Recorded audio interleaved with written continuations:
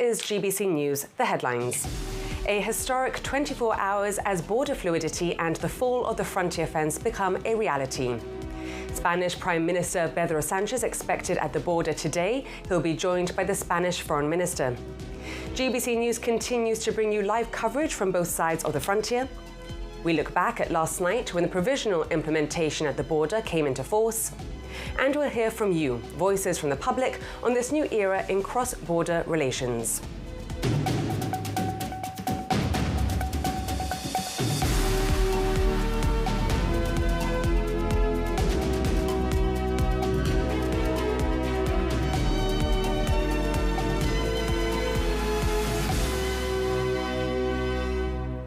It's been an extraordinary 24 hours for Gibraltar, from the signing of the UK-EU treaty in Brussels to the scenes at the frontier last night as the new arrangements came into effect. And the ceremonial aspect of the implementation of the treaty continues throughout the day today.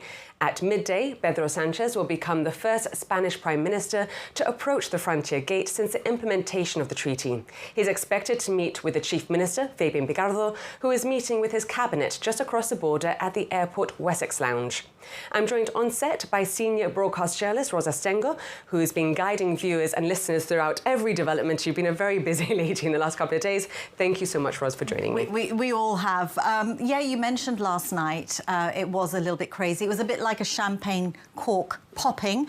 After that initial pop, it did sort of calm down a little bit, and a lot of reports we had from on the ground, from our reporters, but also from the RGP, that it was actually very peaceful and very friendly.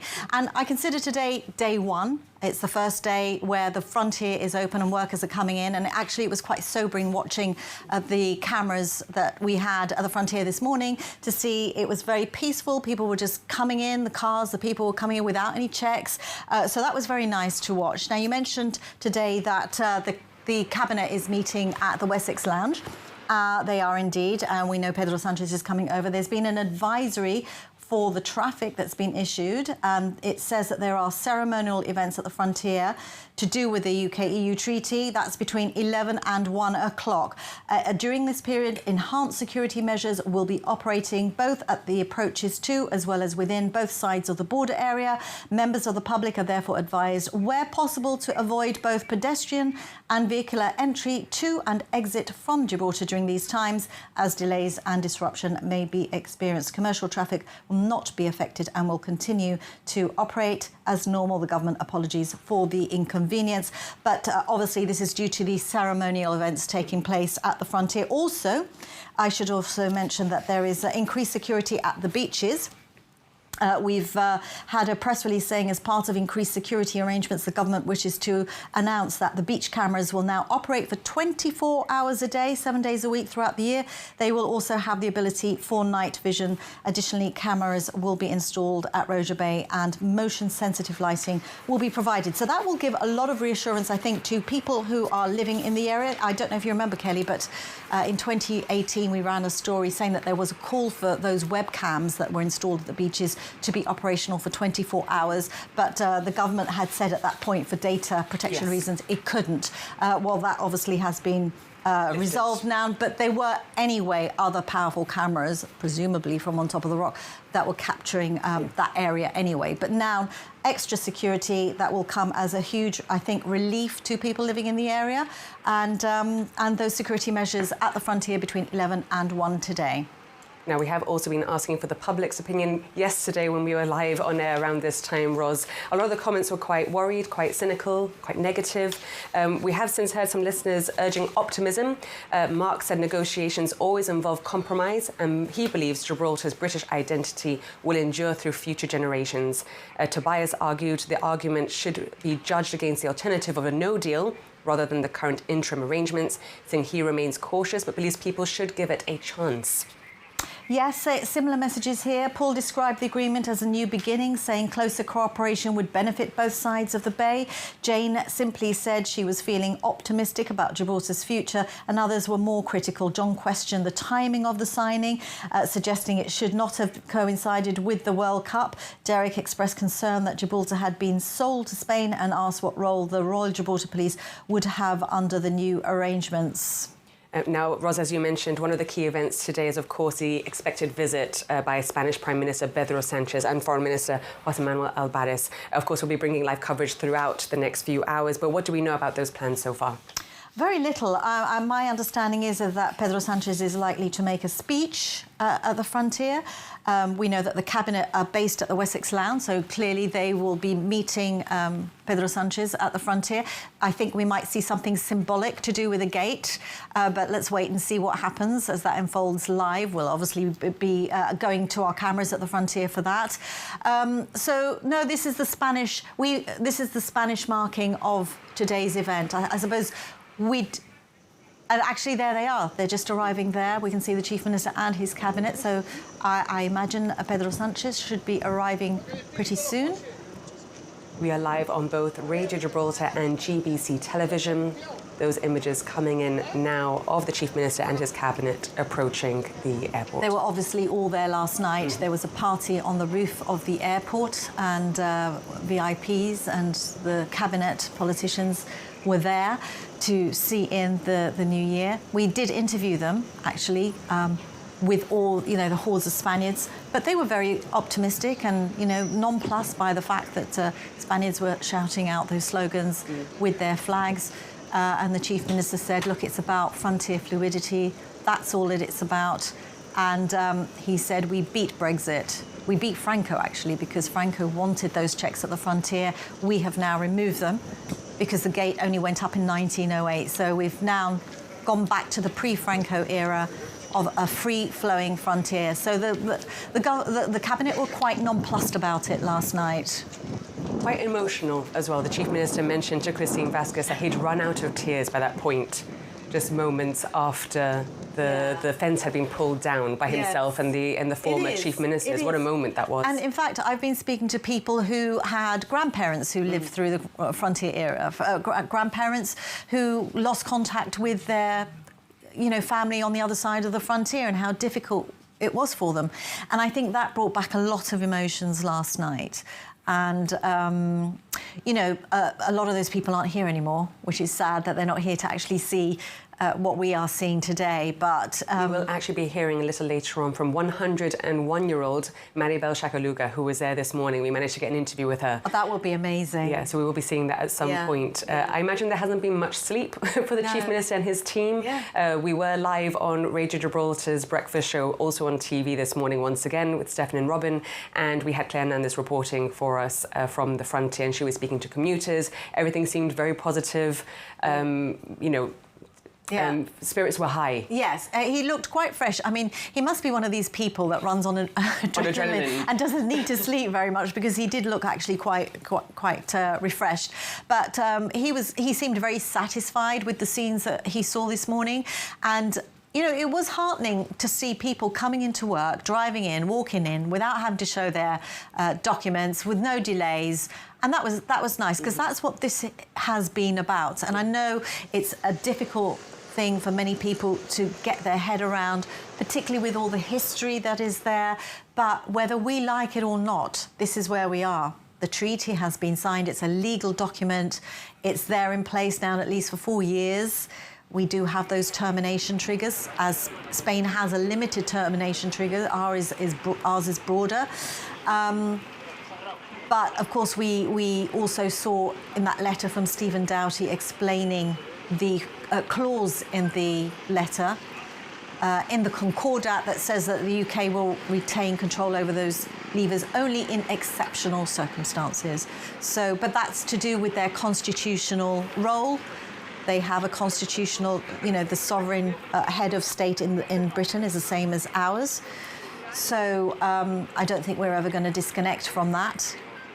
But certainly from the politicians that we've seen, it has been a very optimistic. And the RGP last night as well, they put out on social media. Thank you, Ros. Everything was very positive, Yes.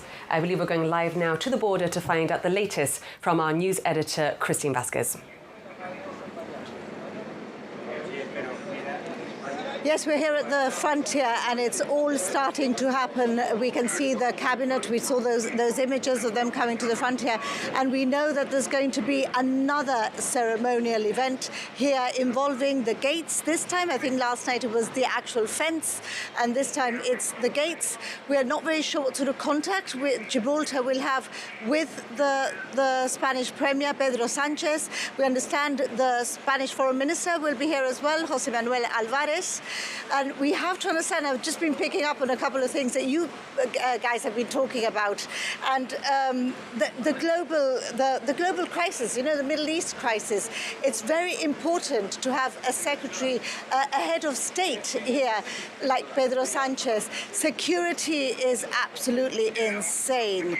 So there are snipers on some of the roofs. There's the Guardia Civil, there's the Policía, very coordinated, very high security in Gibraltar as well. I think probably Gibraltar owes Spain some sort of reassurance that we can protect as well, that we can step up to the mark. So it is very, very highly, very, very tight security here. Last night there was a word surreal. Everybody kept saying it was surreal. It still feels surreal. We thought today would be the first day of normality. Today is not normality. I think the dust still has to settle, because the number of press, the number of people coming just to see what's happening, they've heard it on the news perhaps, and the number of innocent bystanders who are asking us, what's happening? You know, why is there so much security? Why are there so many people? So today is perhaps not quite the first day of normality. We'll have to wait a bit more for that. And we'll start seeing demolition works as well. We've seen the area being cleared up, but it's only for day 1 and 2. There's still a lot more work to be done at the frontier, and this ceremony today will mark the start of more to come. Thank you very much. Christine Vasquez reporting live from the frontier. Plenty of activity again in the north of Gibraltar. Ian Tri-Clarence joins us live now from the Spanish side of the frontier. Hi, Kelly. As we've heard, the security is the utmost priority here. The organisers of this event have kept the specific details of Pedro Sanchez's visit very close to their chest until the last minute. From what we understand, Pedro Sanchez will be arriving as if he were entering Gibraltar through the normal vehicular route. He's going to what is a fenced-off area inside La Aduana, which is, as I've just said, fenced off, where our reporter Kevin Ruiz is currently with one of our cameramen. We're not allowed, none of the press are allowed to transmit live from that event, which is why I'm here from our very handy vantage point above the frontier. There are hundreds of people lining the streets. They are very, very heavily armed. Policía Nacional, Guardia Civil, and as we've seen, a few scattered across the rooftops. Security is of the utmost priority. We have been given much information, but as we've heard, we are expecting Pedro Sanchez to address visiting dignitaries inside the customs area before making a ceremonial gesture. We understand he is going to be crossing the border into Gibraltar to meet with the Chief Minister.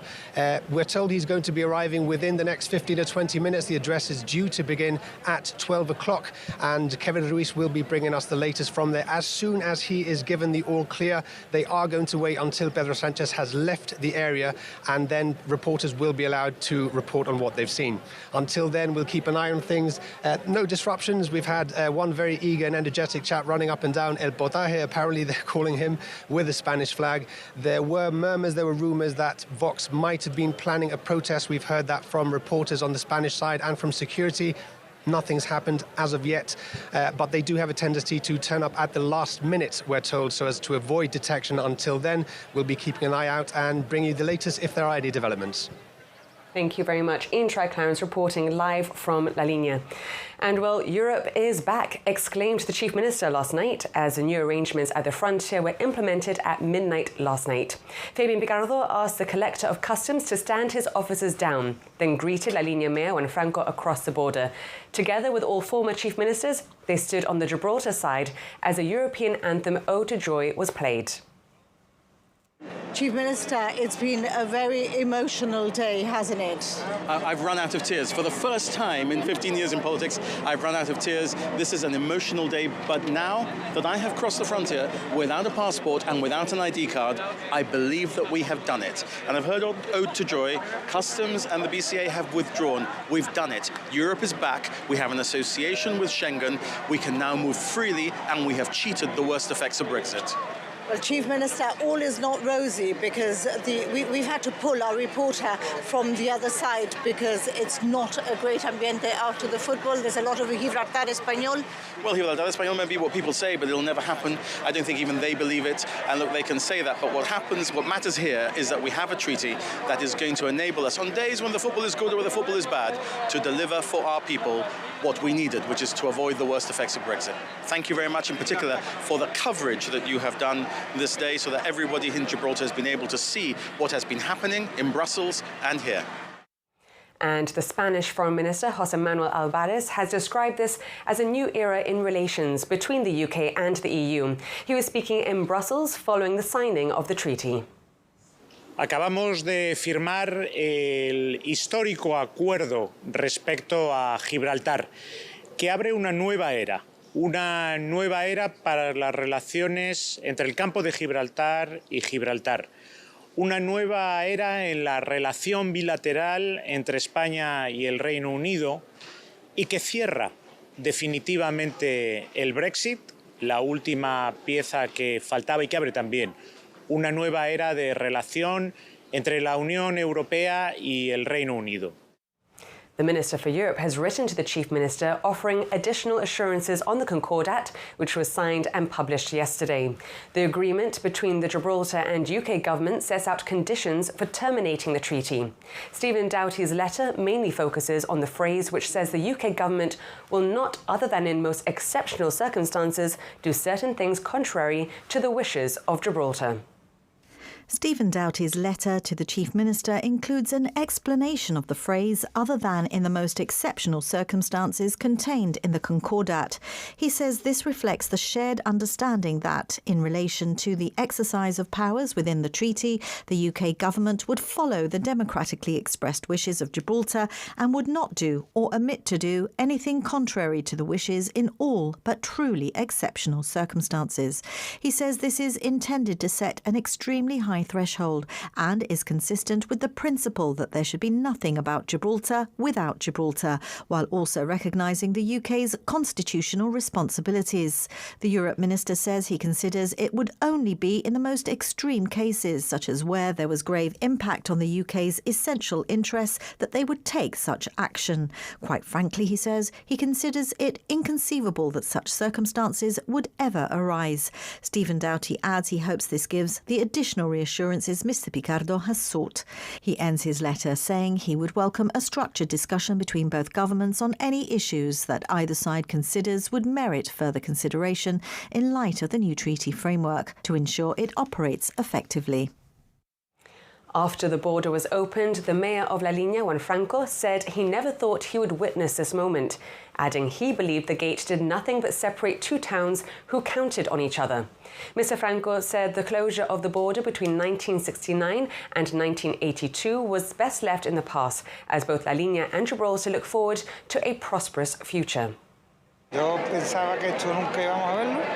Creo que esta verja, con todo lo que lleva aparejado, lo que ha hecho ha sido separar a dos pueblos hermanos y no nos vamos a acordar de lo que pasó desde el 69 hasta el 82 porque es mejor olvidarlo. Y bueno, creo que hoy damos un salto a la historia, estoy seguro que hacia adelante, y en nuestra ciudad pues esto puede servir como un incentivo para seguir creciendo y seguir penetrando nuestra economía con la de Gibraltar, en el buen sentido, y que entre todos consigamos esa zona de prosperidad compartida de la que tanto se ha hablado. Yo creo que la realidad la vamos a empezar a vivir a partir de septiembre. Ten en cuenta que ahora mismo el tráfico está cortado prácticamente desde ahí, porque está el recinto ferial. El día 28 de julio más o menos se desmantela, y después pues vendrán una cantidad de curiosos enorme a ver esto de entrar en Gibraltar sin pasaporte, sin DNI como es. También habrá más flujo para el lado nuestro, y a partir de septiembre, cuando un poco pase las vacaciones de verano y demás, creo que todo se estabilizará, y a partir de ese momento es cuando le tomaremos el pulso a la realidad. Esperemos que sea para bien. And as GBC brings you live coverage throughout the morning and afternoon, we'd like to keep hearing from you. As a new chapter begins for Gibraltar, how are you feeling? Are you optimistic, concerned, emotional, or simply taking it all in? We'd love for you to be part of the conversation. You can call us or send us a WhatsApp message on 200 66 200, and a member of our team will be happy to hear from you. Now, Katie Docker has been in town for some feedback. She first spoke to someone who was at the frontier last night. I cried. I even saw the Chief Minister. I gave him a massive thank you for everything that he's done. Honestly, I don't think any other person could have done this over the past few years. I think it has to have been really tactful for him. So honestly, massive thank you to him. And what did it feel like being there with the crowds? Was it exciting? Was it nerve-wracking? Emotional, nerve-wracking, exciting, a bit of everything. I mean, we were part of history. It was just going through my head all the time how, the generation that went through the evacuation, the generation that went through the closure of the frontier, and now it's our turn to go through this. So it was amazing just feeling that you're part of something this massive. Honestly, it was incredible. Yes, I watched it last night. I think it's a shame because a lot of Spanish people who are obviously people who work here and have family here were respectful and said, Viva los Llanitos, and I think that was nice. Unfortunately, the timing of the football was terrible, and I think some young people who maybe had drunk a little bit too much did ruin it.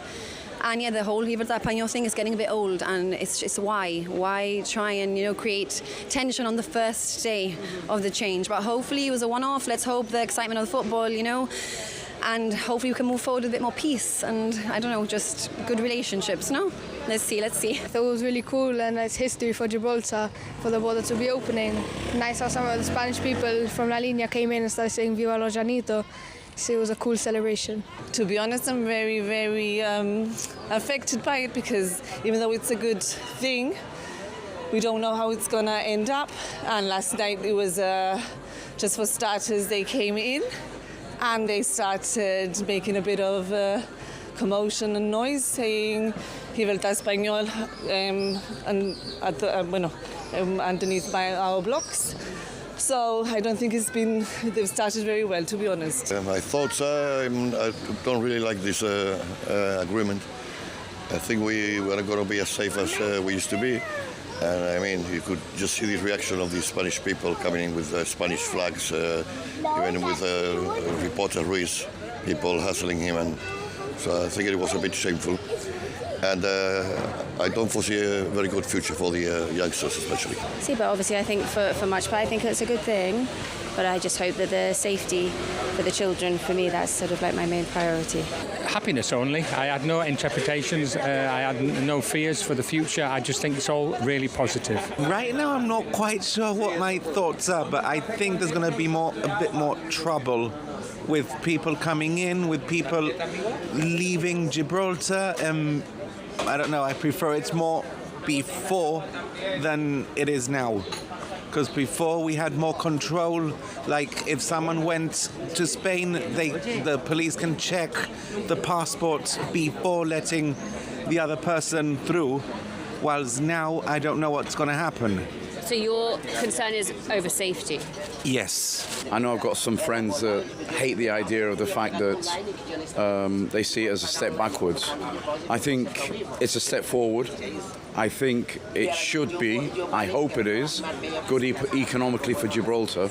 But with regards to our culture, our identity as a people, I think instead of studying the Battle of Hastings and World War II in schools in Gibraltar, we should start to study the Gibraltar history, where we come from, where we've been, where we're going.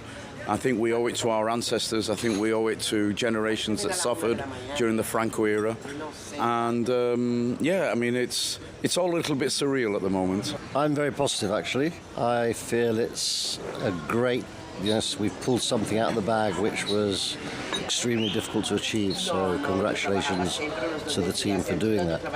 I have faith in our resilience, in our adaptability, in our entrepreneurship to make the best of this. It'll take a little bit of time. I think in the short term, probably there'll be a slight net benefit towards Spain as we flock there even more. But I think in the medium to longer term, Gibraltar will come up trumps, and this will be a tremendous opportunity. So we've been in town here on Main Street this morning to find out how people are feeling after last night's momentous events. A real mix of opinions, some feeling a bit more negative, they didn't want to come out on camera, some people feeling very hopeful and very positive for the future. Some, let's see what happens. Yep, a real mix this morning here in town. Thank you for sharing your opinions. Ros Duncan, he was there last night. He said, unexplainable experience. Yes, there were certain individuals who commented Gibraltar Español, but it was mainly joy, he said. Everyone shaking hands saying vecino. It was emotional. Yeah, I've just had a few messages coming in. Concerned, emotional, not happy at all, sad. That's from Jenny. But Alfred says, I think that we must move forward with the times and we must all embrace this with an open mind. Now, we are receiving reports that there are some issues at the airport with EES. We will be trying to find out more with Cristina Cortés, who is going to be reporting and now live that from is the a airport. Schengen-wide issue. The EES gates are causing problems all over Europe, so it's not completely unexpected, I think, that we might be having some... We've had 2 flights come in this morning from Manchester and Heathrow, so that's probably why they are experiencing... We'll be going over to Christina Yes, as soon as shortly. we can. Yeah. And as Gibraltar enters this new chapter following the signing and implementation of the UK-EU treaty, many of those who've helped shape the ROC's relationship with the United Kingdom have been reflecting on what this moment means. Dominic Searle served as the Gibraltar government's representative to the UK for a decade, from 2015 to 2025, having previously spent almost 20 years as editor of the Gibraltar Chronicle. He joins us now to reflect on this historic moment and what comes next. Thank you so much for joining us today. Dominic, you've watched Gibraltar's political story unfold from 2 very unique perspectives. First as editor of the Chronicle, of course, and as Gibraltar's representative to the UK. How significant is today for you? I think it's a huge achievement on the part of the government. I mean, you have to go back and see in blunt terms what happened. David Cameron basically called a referendum which should never have been called, caused huge damage to us and to the UK, in my view, as well. And we had to live with that. And although we've been dealing, in a sense, largely in the public arena with a sort of deal or no deal, I think the truth of it, there was always the sort of the old-fashioned fudge as well that would also have been messy. So it's been quite brave of the government, I think, to get into this and to try and come up with a solution that works for the economy particularly and for people in the long term, and is a positive direction rather than a negative direction. I think those of us who lived... I mean, I remember being down at the border with Paco Oliva when the border opened in 1985, and that was a massively emotional moment because everyone had been locked in this cage, you know, for 16 years. This is slightly different. I mean, people, in the sense the fluidity has been there. I suspect that some of the traffic will compensate for the fluidity, so we're going to have more natural blockages. I think that what happens psychologically... Well, we saw that even this morning, the Chief Minister said there is still traffic, it is still building up, but just because of the amount of people coming through. Psychologically, if you're in a queue, if it's been caused deliberately, you feel really bad about it. Otherwise, you sort of surrender. It's easier to accept. I think, in a sense, where I see where we are, it's almost like these great escape stories. So we've been in sort of castle Brexit, and there's been an ingenious escape, and we're suddenly out there, and there's a forest on one side and deep blue sea on the other, and that's our future. This is not the end, in my view, of that journey, but it is the best rock from which to walk forward from. And I think that's what's been achieved against a lot of negatives. Obviously, I have the same worries as many Gibraltarians. I think most Gibraltarians, in my view, I used to call them the Chronicle readers when they were my readers, but I think they're people who are just holding their breath to see and to give the chance for this to work. I suspect that if we can make it work for the Campo, it will work in return for us, and that will create a barrier that will defend us a little bit from the changes that will come in Spanish politics. My deepest concern would be the changes in Spanish politics. I think the biggest thing, though, is to ensure that we have the British support there. I mean, there was, looking back over the Brexit period, there was a period where, some people, not everyone, the Chief Minister never thought that Gibraltar would ever be made a pawn in their own negotiation for a Brexit deal, but there was that risk there. I mean, Sir Peter Caruana said, we did negotiate our own Brexit deal, post-Brexit deal, from a position of weakness. I mean, did you always have faith? I mean, your job was a diplomat, really, in the UK, representing Gibraltar, but did you ever have concerns that the UK would not be there for Gibraltar at its time of need? Whilst now we're sort of trumpeting a positive big story, and I can see people were making an effort to be out there, my role from very early on was actually to try and keep us out of the news. People always want to be in the news, but it's rarely good, in that sense. And the prime objective, I think, one of them was not to get conflated with the Irish issue, with the Northern Irish issue. I think the Irish government and other governments were just as keen for that not to happen. For us, we avoided being that football. I think what really happened was that a huge effort would go in one direction, and then the government would change, or the Prime Minister would change, and so forth. So it's a continuous working relationship. I've got to admit, I'm not a huge Burnham fan. I say that as a sort of person who votes not from the Gibraltar perspective, but we have to work on the new government in Labour now very, very hard, because he is going to be out trying to claw money from all over the place.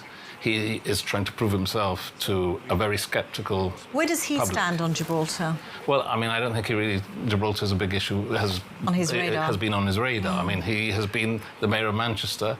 He has seen himself as the Prime Minister, and everybody pushed him up there, and now I can imagine the UK press will spend a lot of time pulling him down again. You said a change in Spanish government is your biggest concern, but surely that also must be raising alarm bells for you. No, because I think the cross-party view of Gibraltar is always very positive, and deep down I think none of them really want to do anything negative.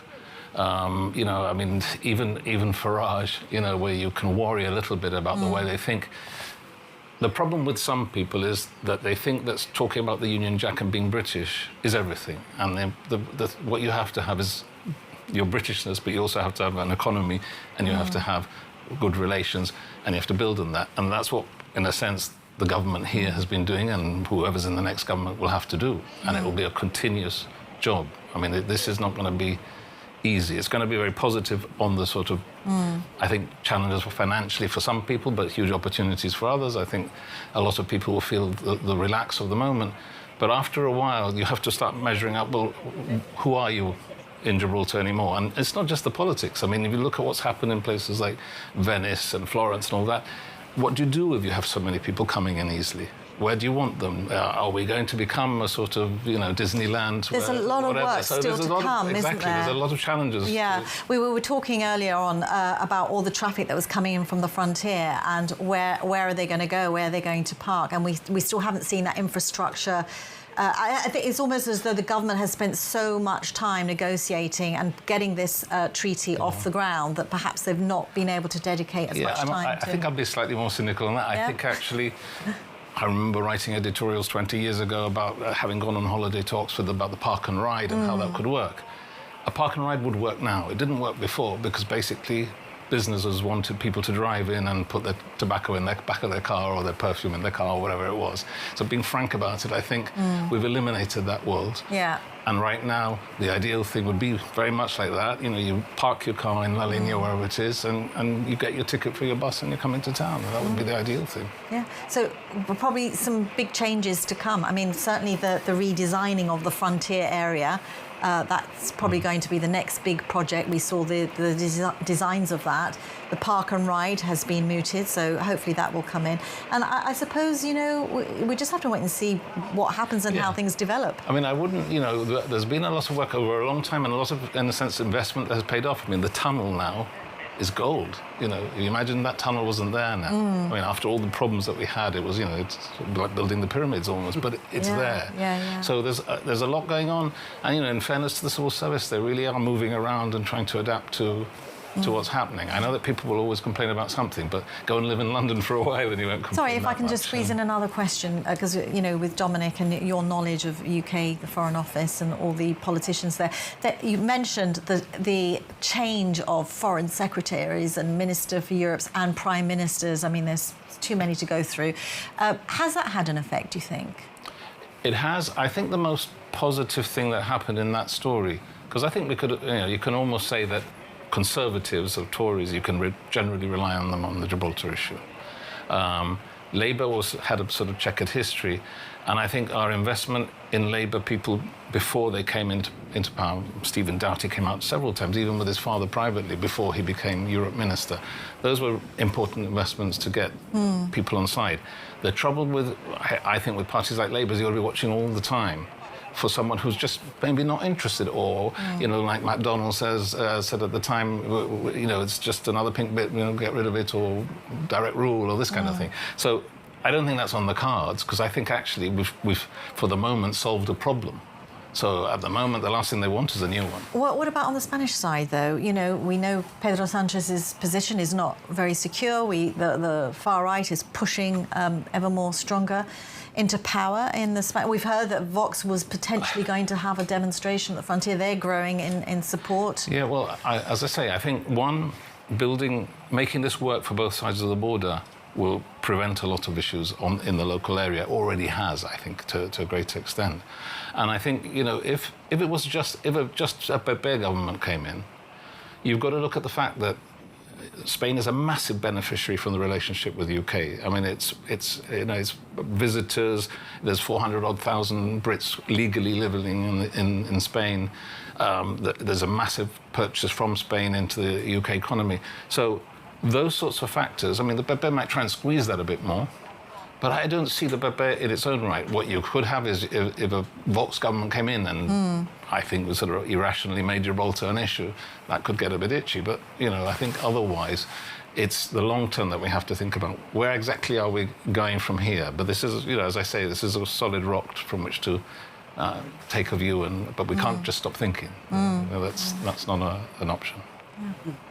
Well, we have been welcoming comments from the public, and, you know, the agreement has attracted, as you can imagine, both praise and criticism. A lot of concerns still being raised. What would you say to those who still have reservations and real fears about the future? Look, I think we've gone through much bigger challenges before. This is the first time there's an ejector button to this agreement. It's not said a lot, but it is there. There's an option out. The option out wouldn't be very pretty, but it's there. It's real. So I think it's just about making sure that our politicians are conscious of, you know, the way in which we as Gibraltarians want to live. And, you know, I can see, for instance, they put the telephone boxes down at the frontier. That gives a nice barrier to the Spaniards coming in. I don't need that, and most Gibraltarians don't need that to tell them that they're British. Not them, though, but visitors. You're leaving Spain and you're going into Gibraltar. But visitors is fine. We've always welcomed a lot of visitors. You know, you think about the fact that since the border opened in '85, how many incidents with Spaniards have we had? In Estrillas, a couple. It's not such a big problem with the Spaniards. It may be a problem if we don't keep our guard up and you get, you know, an odd group coming in or whatever it is. But Gibraltarians, are, you know, I think have their eyes open. I think the long term, it's about making sure that the government delivers on protecting our core cultural interests. Shall we have a look at some other messages? I've got a message from John. Many people are not happy with the removal of the border, but what choice did we have? This is the lesser of the two evils, and we need to embrace this change. We need to adapt. Let's give it time. It was either this or a hard border with major repercussions. Our economy, our quality of life and future prospects would have been heavily impacted. And that's from John. David welcomes the treaty overall and praised the government's efforts, but he also expressed disappointment with the UK's handling of Gibraltar. He said the day had prompted him to remember those who endured and fought through the years of the closed frontier. We also heard from Heidi, who was there last night. She said it was bittersweet, unexplainable. She said that they were all singing Gib national anthem, Y llévame donde nací. But she says just after midnight she had this uncertainty and felt somewhat scared with, of course, some of the individuals in the area with flags and inappropriate comments, chants of Libertad Español.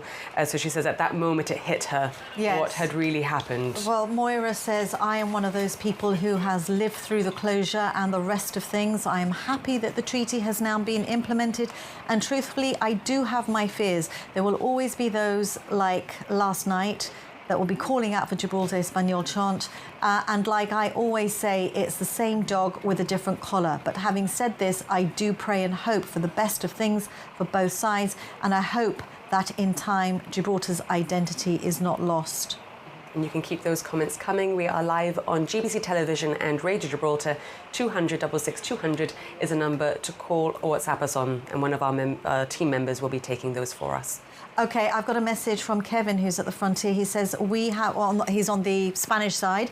We've been asked to sit down for Pedro Sanchez for his address, although there is a slight delay. He says, we understand he landed in Malaga a little after 11 and is about to arrive in La Línea. We will walk into the frontier area, greet the mayors, and he will walk into the frontier area, greet mayors and guests, and that will culminate with his address. Not sure about the exchange with Fabian Picardo, but they are there ready.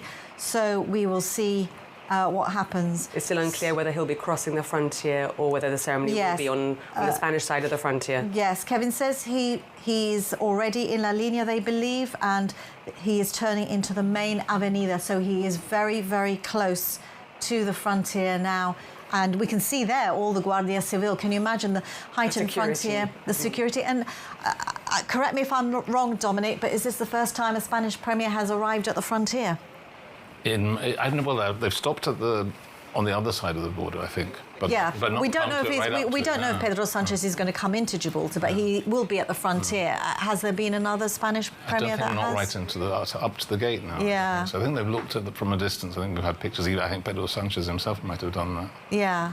So this will be a first. What I was going to say, I think what we always have to remember is that it was the Brits who put the fence up in the first place. Yes. Well, the Chief Minister mentioned that last night, but he said that was, I think, was that because of Franco or? Yes, I mean, when they built the airport and they developed, but it was the Brits. The Spaniards have always said that, they used to call it the Garlic Wall, the Brits. Oh, but they'd put theirs up first. Yes, and that's the thing. Yes, they'd put theirs up first, and that's why, exactly, that's why. It's a messy story. I think the person who knows it best is Clive Finlayson, who wrote the book all about it. I remember reading it. It's a fascinating book on. And we do have actually some amazing documentaries that have been made of the closure of the frontier years on GBC's website. This morning that the gate will be used in a display in some format. We're not sure where exactly. Will it be turned into a monument? Actually, people are asking what's going to happen with it. The Chief Minister did confirm it will be displayed. In what capacity, we're not sure yet. I remember seeing in Frank Owens' second-hand shop the original gates, the green ones, that came off from the border when it first opened. So, but I don't know what you do with that. I mean, who's going to fit that in their bedroom? Yeah.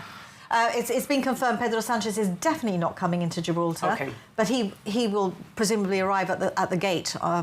He will remain on the Spanish side. Perhaps it was just one step too much, Dominic Searle, to actually have a Spanish premier on Gibraltar land. Well, I mean, I suppose all of us have our internal politics, no? So that would be an important, a very significant move. If you remember when Moratinos came over, that was quite an event. So we can see the Chief Minister moving towards the Spanish side.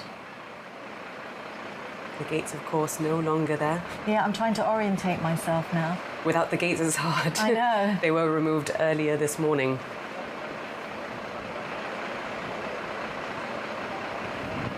I think that the cabinet have remained behind. It really has been an extraordinary 24 hours for Gibraltar. If you are tuned in on GBC Television, we are waiting for the arrival of Pedro Sanchez at the border. Yeah, we believe he is already in La Línea. Everyone is ready. They've been taking their seats, ready for his address.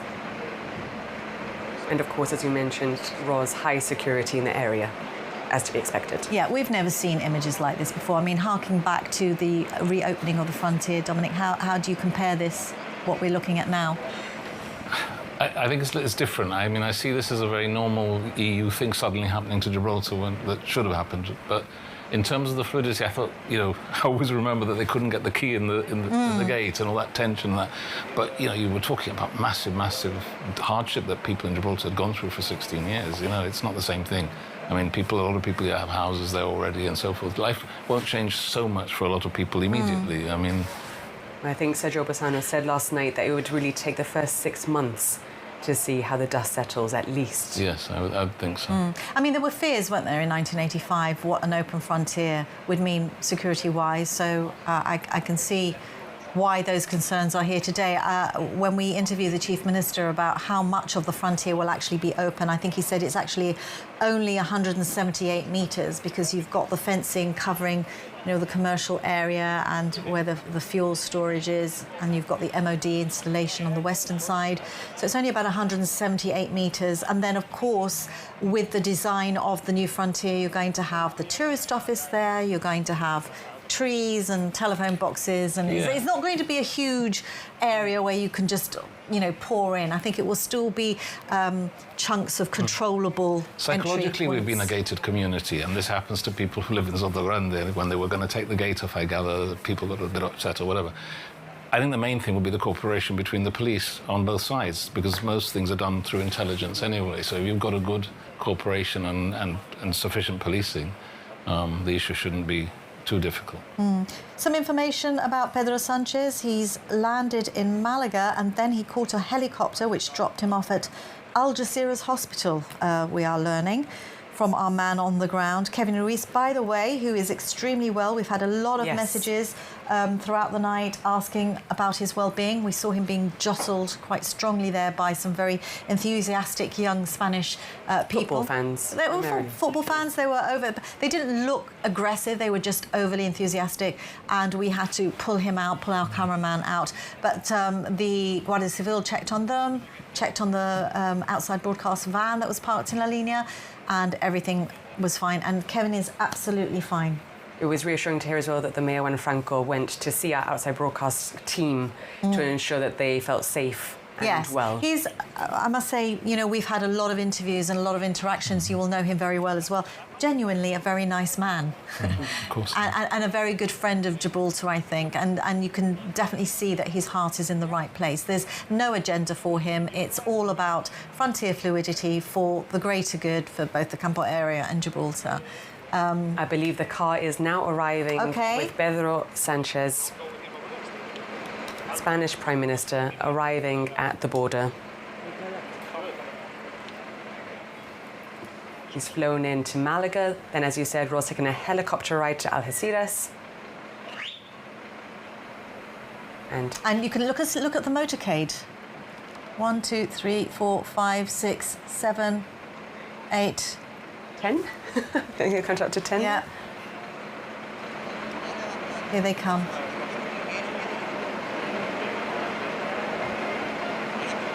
I mean, is this one of those moments where the symbolism is actually almost as important as the substance here? It is, and I mean, it's also a recognition of the work that's gone into building a positive relationship with the PSOE government, particularly at the Chief Minister's level. And the investment in trying to get through all the difficulties that you have over a long period of time now. So this is a paying off a lot of effort. Saw the Spanish Foreign Minister there. Mr. Alvarez is there. And there's Pedro Sanchez meeting Juan Franco, the mayor of La Línea.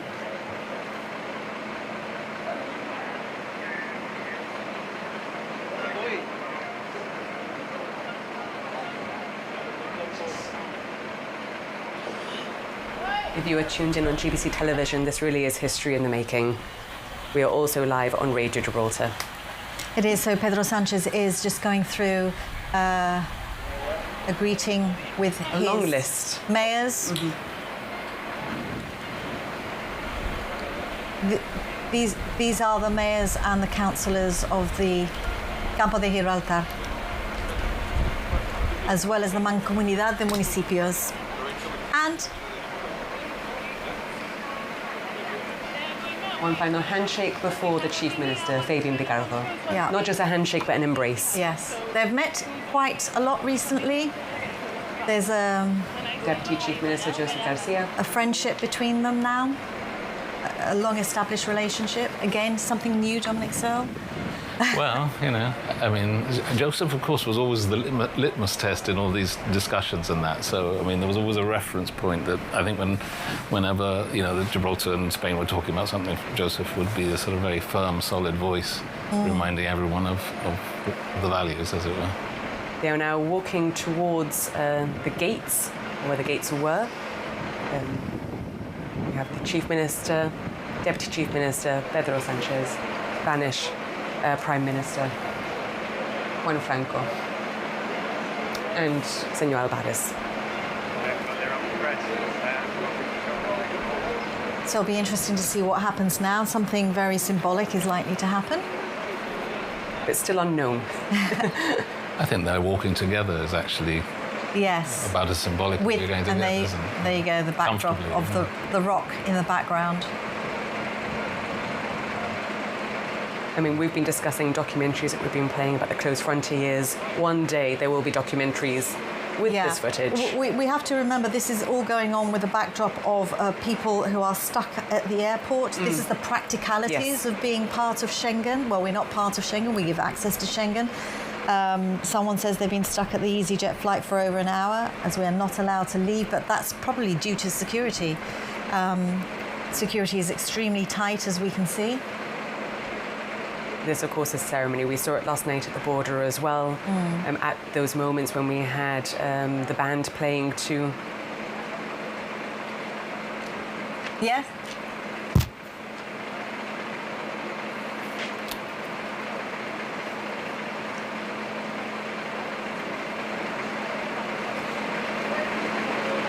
So we're just being told that the man who was standing next to the Chief Minister, who shook Pedro Sanchez's hand before he shook Fabian Picardo's hand, is actually the UK ambassador in Madrid, Alex Ellis. So a big moment. Incredible footage. Drone footage as well, just capturing that bird's eye view of this very significant moment. The Chief Minister and Deputy Chief Minister seem to be crossing into the Gibraltar side now. They're walking across, leaving the Spanish delegation on their side. You can see the gate still there, Kelly. There, but I believe it's been taken off its hinges. Yeah. It's kind of propped up against the wall. So I think something is going to happen now.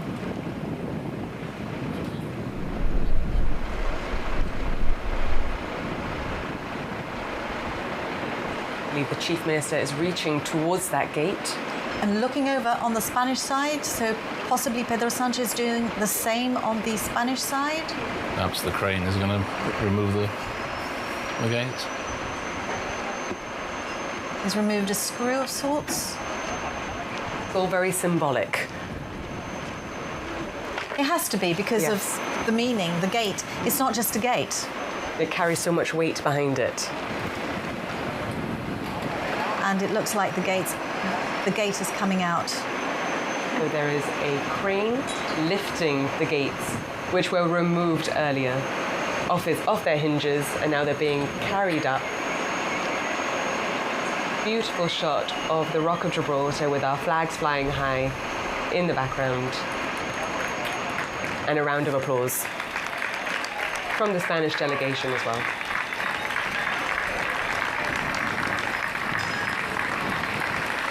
I wonder who that screw went to, Kellyanne. Maybe it will rest on the Chief Minister's bedside table as a paperweight. I thought maybe it might be a gift to Pedro Sanchez, but he doesn't seem to be holding anything.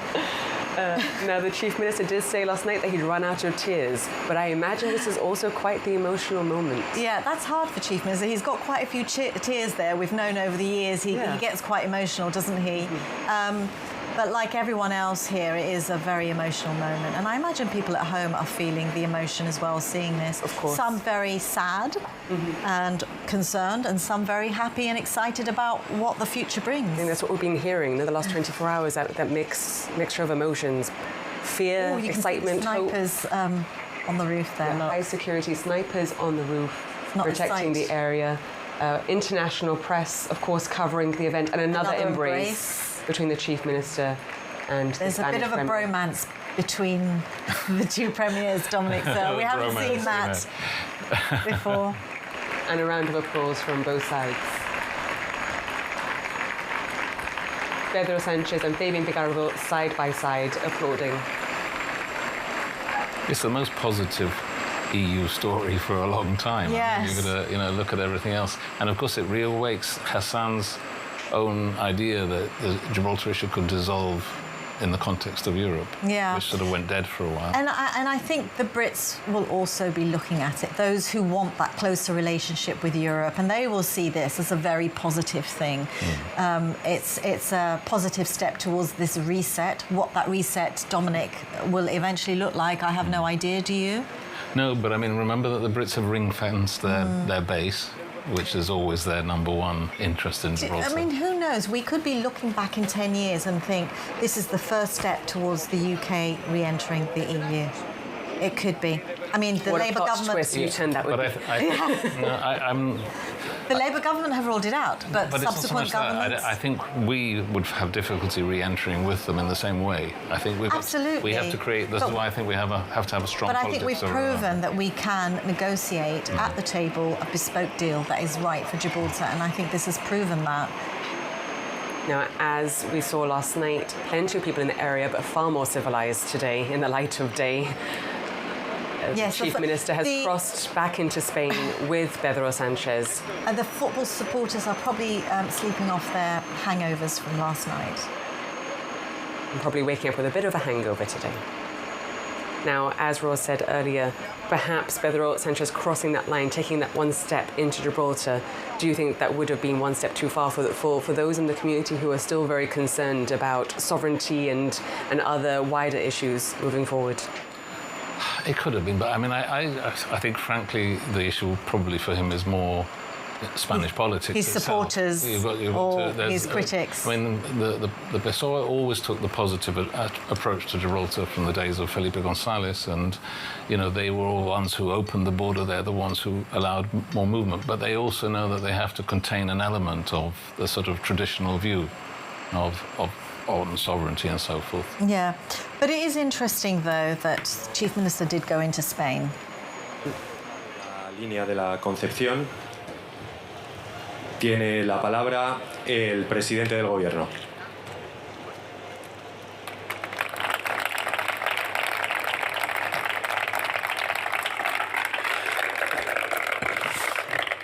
Buenos días y me vais a permitir en primer lugar que empiece por hacer una referencia a las autoridades que están aquí presentes, por supuesto al ministro de Asuntos Exteriores, a José Manuel, al embajador de un gobierno amigo, el embajador del Reino Unido, al delegado del gobierno, a los alcaldes, especialmente al alcalde de la línea, el lugar en el que estamos, al ministro principal. ¿Dónde estás, Fabián? Querido Fabián, al resto de autoridades, alcaldes y alcaldesas, quiero, por supuesto, acordarme también de María Jesús Montero, que fue vicepresidenta del Gobierno y ministra de Hacienda en un momento en el que también teníamos que culminar algunas cuestiones vinculadas con la hacienda pública del Gobierno de España. Me vais a permitir que mis primeras palabras sean nuevamente de duelo y de reconocimiento a las víctimas del incendio de Los Gallardos, que ha conmocionado estos últimos días, lógicamente, a Andalucía y al conjunto de nuestro país. Nuestro pensamiento está con todas ellas y con todos ellos, con sus familiares, así como con los magníficos profesionales que un verano tras otro combaten el fuego en nuestro país. Creo que representan lo mejor del servicio público y tienen, por supuesto, nuestro apoyo y todo nuestro cariño. Y al conjunto de la ciudadanía me gustaría siempre recordarle la importancia de la prevención, de la responsabilidad y de la cautela, porque la batalla contra los incendios depende, lógicamente, de todos y cada uno de nosotros, principalmente de las instituciones, y por eso también me gustaría abogar nuevamente por ese necesario e imprescindible acuerdo frente a la emergencia climática que está sufriendo la península ibérica y, por tanto, también nuestro país.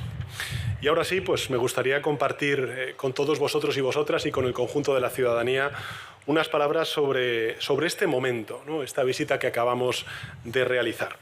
Antes el ministro principal decía que hoy estamos haciendo historia de la buena. Y efectivamente es así, porque hoy cae el último muro de Europa continental, tal y como nos recordaba el presidente de la empresa pública Traxa. Hoy abrimos una nueva era para el campo de Gibraltar, de prosperidad compartida, como en muchas ocasiones los alcaldes y alcaldesas y, por supuesto, también el conjunto de la ciudadanía nos ha recordado. Una etapa de convivencia, de futuro compartido, entre poblaciones que jamás vivieron de espaldas. Esta es la realidad. pero que ahora, sin duda alguna, van a mirar por fin al frente y van a avanzar de la mano.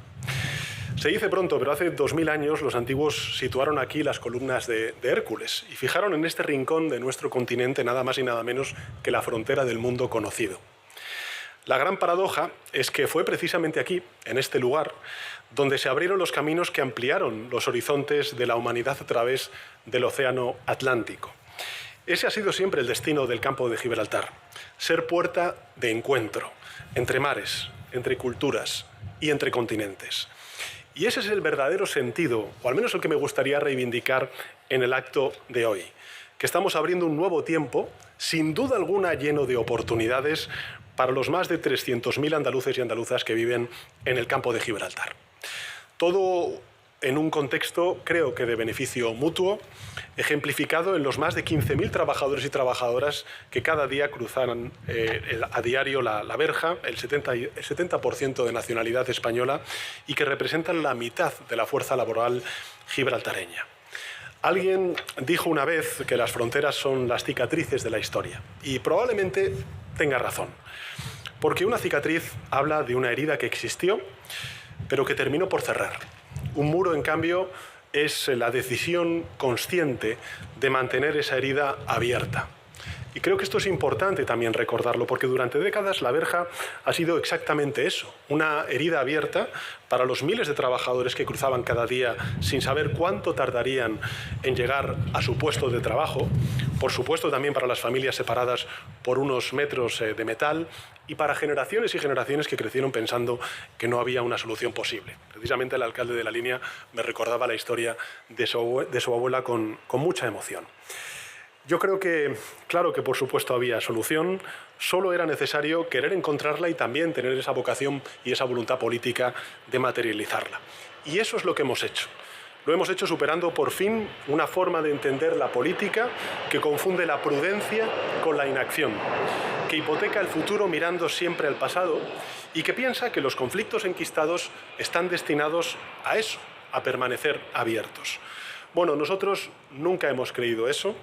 Creemos que la política alcanza su mayor dignidad cuando deja de administrar los problemas heredados y encuentra el coraje suficiente para resolverlos. Y eso es lo que hemos hecho. Gobernar con determinación, exigir con perseverancia que las negociaciones, aun siendo difíciles, avancen hasta encontrar el acuerdo y exigir dialogar sin renunciar, por supuesto, a los principios que cada uno legítimamente tiene. Como los que, por cierto, definen la posición de España en la cuestión de Gibraltar, siempre alineada con el interés nacional y, por supuesto, con el pleno respeto al derecho internacional.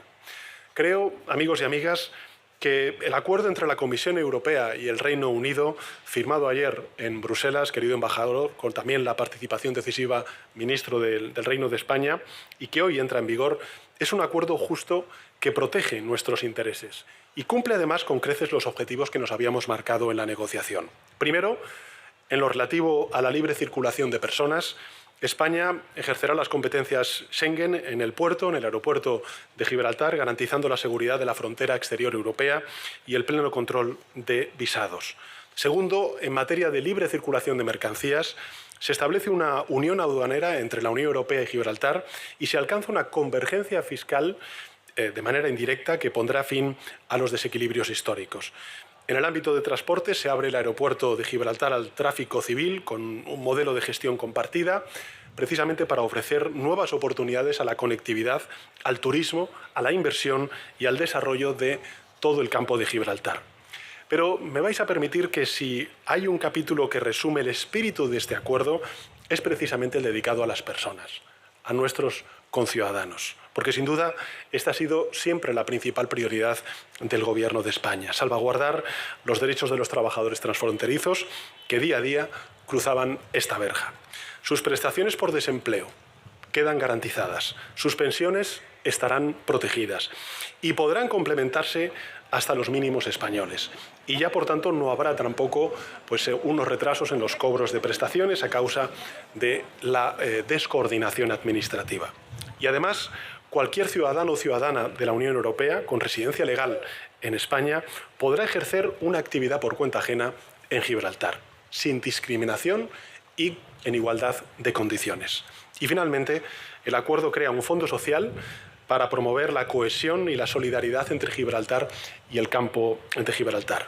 Va a estar financiado por la Unión Europea, por el Reino Unido y también va a contribuir decisivamente a paliar las desigualdades a uno y otro lado de este lugar con acciones concretas en formación, en empleo, para ofrecer oportunidades a los jóvenes de esta tierra. En fin, yo creo que mucha gente ha contribuido a hacer realidad este día histórico. Me gustaría, por supuesto, reconocer la labor de la Comisión Europea, en particular del comisario Maroš Šefčovič, que ha hecho un trabajo encomiable y que me gustaría reconocer también desde aquí. A los distintos gobiernos, querido embajador del Reino Unido, pero me gustaría singularizarlo, por supuesto, en el actual primer ministro, en Starmer, porque gracias a su liderazgo también ha sido posible especialmente ese acuerdo. Por supuesto, al Gobierno de España y singularmente al ministro Álvarez. Y también querría reconocer la labor del ministro principal, Fabián Picardo, en la consecución de este importante acuerdo para todos. Quiero también destacar, por supuesto, me lo han recordado algunos alcaldes, la labor de las fuerzas y cuerpos de seguridad del Estado que han estado día sí día también y que tienen además todo nuestro reconocimiento, apoyo y aprecio en su labor, día sí día también garantizando los derechos de nuestros conciudadanos.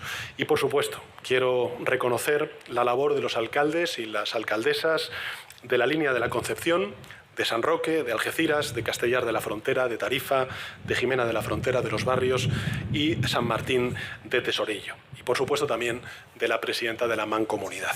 A todas ellas y a todos ellos, así como también a los agentes sociales, a los sindicatos, a las organizaciones empresariales aquí presentes, quiero daros las gracias por contribuir con vuestras aportaciones, con vuestras iniciativas y con ese espíritu de diálogo que sin duda alguna ha contribuido positivamente a fraguar este importante acuerdo, este acuerdo histórico.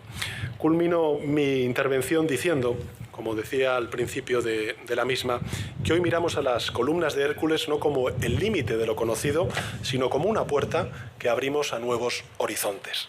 Esa es la vocación de la España de hoy. Un país que mira al mundo consciente de que los límites existen solo para ser superados, de que los conflictos no están para ser administrados indefinidamente, sino para ser resueltos. Creo que esa es la mejor reivindicación que podemos hacer a la buena política, la que hoy estamos reivindicando y materializando, y ese es también el sentido de este acuerdo. Atreverse a transformar un espacio de separación en un espacio de prosperidad compartida y a iniciar un camino para cerrar una herida de nada más y nada menos 3 siglos que sufrió más que nadie la gente de esta comarca. Hoy el campo de Gibraltar se reconcilia con su auténtico destino, que es ser puente, no barrera, ser horizonte, no frontera, ser dueño y nunca más víctima de la historia. En fin, hoy el fin de la verja es el principio de una nueva etapa cargada de oportunidades e ilusión para esta región. Y ahora me van a permitir que meta la cuña sobre la ilusión que ayer despertó la selección española de fútbol. Porque no solo en esta región, sino en todo el país, la ilusión de ser nuevamente campeones del mundo este domingo está al alcance de la mano. Así que gracias a nuestra selección también por hacernos vibrar, también por hacernos soñar y esperemos, ojalá, que la segunda estrella esté al caer. No me cabe duda de que lo vamos a lograr este domingo. Así que enhorabuena a todos y a todas y adelante. Muchas gracias. El acto ha concluido.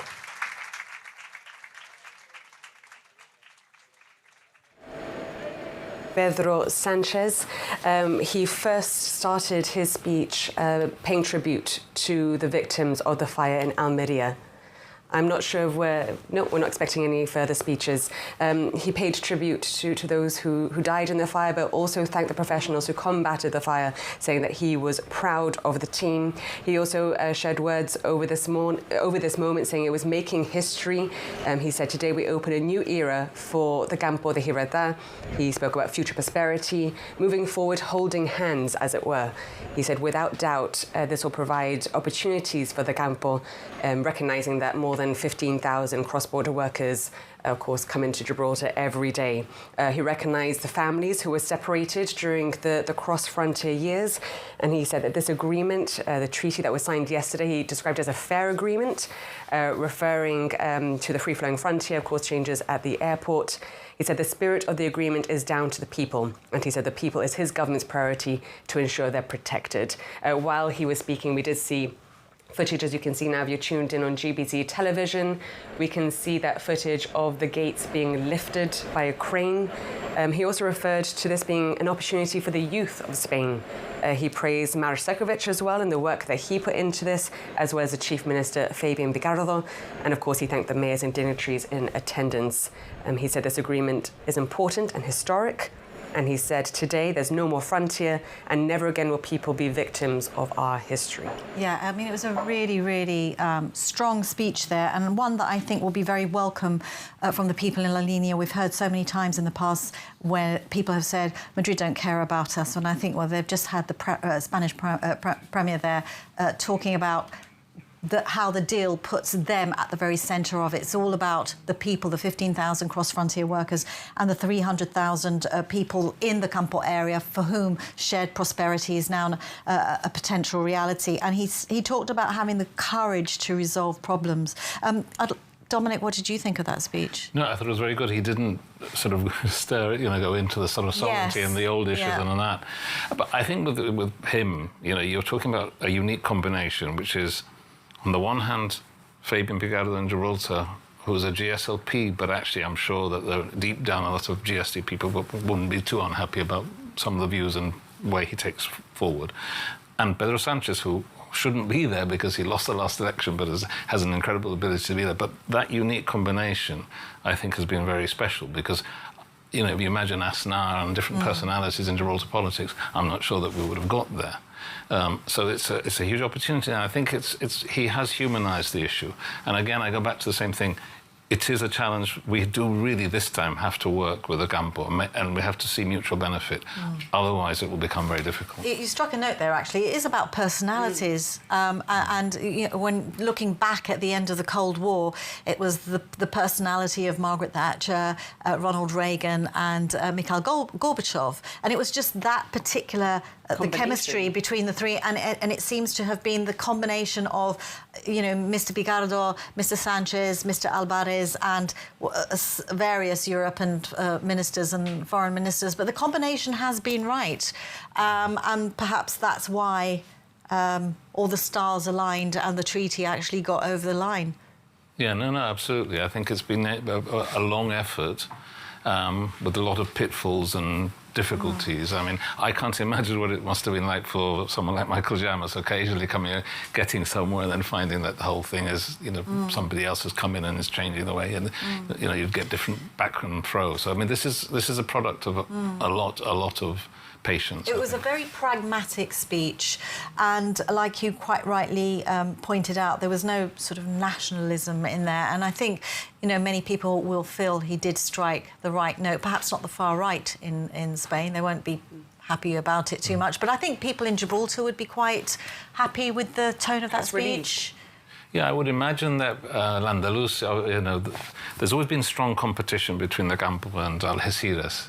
And suddenly the Campo has the opportunity to become really important, actually. I mean, I think, when you look at it, you've got Malaga, which has massively built up and developed in the recent years, Sevilla, which has always been a sort of the Andalusian capital and so forth. But Gibraltar, with its airport and the Campo, is actually quite a formidable opportunity if you look at it through sort of commercial. Talking about the airport, we know that there have been some problems there today, but it'll be very interesting to see how flights develop at the airport. What the possibilities to connect with other countries in Europe are. I went to Norway recently for a music festival, and I had an hour waiting in the queue. I mean, unfortunately, at the moment, because I did check with the government, the agreement we have to use the ID card or the passport still puts us in the all other passports queue.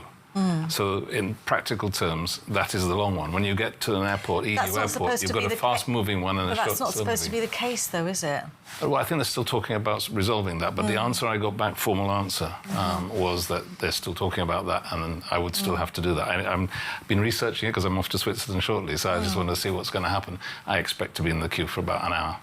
Well, report back to us and tell us. Let us know how it goes. Live, if you like. Yeah, but today everything changes now. And I feel for those families, those travellers who are in this unknown today. They really chose a day to travel. Yeah, they're probably completely unaware that today was Treaty Day. Look at the gate going. Yeah, if you were tuned in on GBC television, we are also live on Radio Gibraltar, but there is footage of a crane being lifted.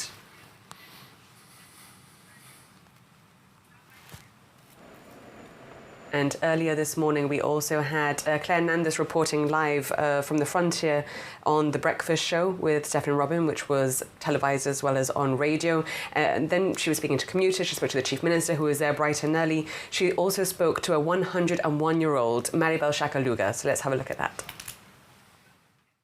Morning. You're the first passenger through on implementation day. How was it? Perfect, smooth, yeah, straight through. Bit further to walk, but all good. Hi, one of the first people through on implementation day. Have there been any checks of your passport this morning? Yes, checked on the way through. Was it through e-gates or was it manual checking? It's just manual checking. There's none of the e-gates seem to be working at the moment. Okay. How's the experience been for you? Has it been a bit laborious? Fortunately, I was one of the first off, so ask them in about half an hour and you'll get a different answer. One of the first through on implementation day today, 15th of July. Exactly. How was it? It was okay. Obviously, there's a few teething problems upstairs, so but I think it'll be straightforward once they've ironed those out. So yeah. We've heard that the e-gates were not in use, so has it been a manual process for you? Manual process, yeah. But being a Gibraltar resident, it was a bit easier. So yeah, straightforward. It's the first flight in on implementation day of the treaty. We're just wondering whether you'd had to go through any checks this morning. So we came through passport control, and then as we've come through to the Spanish were helping us with the fingerprints, checking passports again, doing the photograph of your face, and then just came through, got our cases in straight through. Really simple, really easy. Great, yeah, fantastic. Brilliant. Yeah. Thank you very much. Yeah, well, fantastic experience. I think I look a bit dodgy. Surely not. Great experience, yeah. Have you had to go through passport checks this morning? Yes. How was it? Was it a long process? We were at the front. Oh, okay. So very quick, but I suspect the friends who were with at the back of the plane will probably be waiting quite a while. Did you find it quite a long route to go through passport checks and get your suitcases? No, that was fine. It's just the initial checks that are taking time at the moment because there's only one person. You're the first flight that's come through since implementation of the treaty. Have you had any issues with passport checks? No, it's gone very well apart from the scanning, so that's the only thing that hasn't happened. It seems most unusual to see both borders there together, but very exciting at the same time, and I think it'll simplify the whole operation once it gets going. Well, the machines weren't working today. Okay. And apparently I'm the last one to be let through. There's some sort of reorganization happening at the moment. So it's all a bit up in there. And for yourself, you're GIB resident? I'm not resident, but I have my ID card. Okay. So do you think that potentially it was easier for you because you've got your GIB card? I'm not sure. They just drew the line after me. So I think my father must have pulled some strings. Thank you for your feedback. We have, yes, crossed over. With no passports? No, I haven't, yes. How do you feel? Great. Yeah? I think it's lovely not to bother. And tell me how old you are, Mrs. Shagaluga. I am... am I 100 already? More, Mummy. Eh? More than 100. Am I? 102? 101. Oh, 101. How time wonderful. flies. And you look very, very well. It's lovely to see you this morning. Lots of changes at the frontier. Mummy, many changes from when you were younger. You said that you used to come along here into Spain all the time. Nothing to worry about. Exactly. Absolutely. Did you hand your passports in then, Mum? Did you show your passports when you were younger? No, nothing. Oh, wow. just walked on. And yesterday we came through with our passports and today without. Huh? Must be the oldest person, probably. Absolutely. It's lovely to speak to you this morning. Thank you. Thank you. Could I ask Thank you very much. It's lovely talking here with everybody. Thank you. Was it something that you both wanted to do together? Definitely, you know, it's a historic moment and, you know, who better to celebrate, and whilst she can, you know, it's great. Let's please God, everything will go according to plan and it'll be a great thing for Gibraltar. Obviously, everybody's got their worries, their concerns. I think that's normal. I do, but hopefully everything will go perfectly. Claire Nanda speaking to Maribel Shakaluga, 101 years old. Lovely.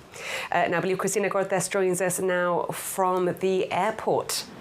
Good afternoon, Christina. Good afternoon. Good afternoon. Yes, here down at the frontier, we've obviously seen historic, symbolic scenes unfold just a short way away.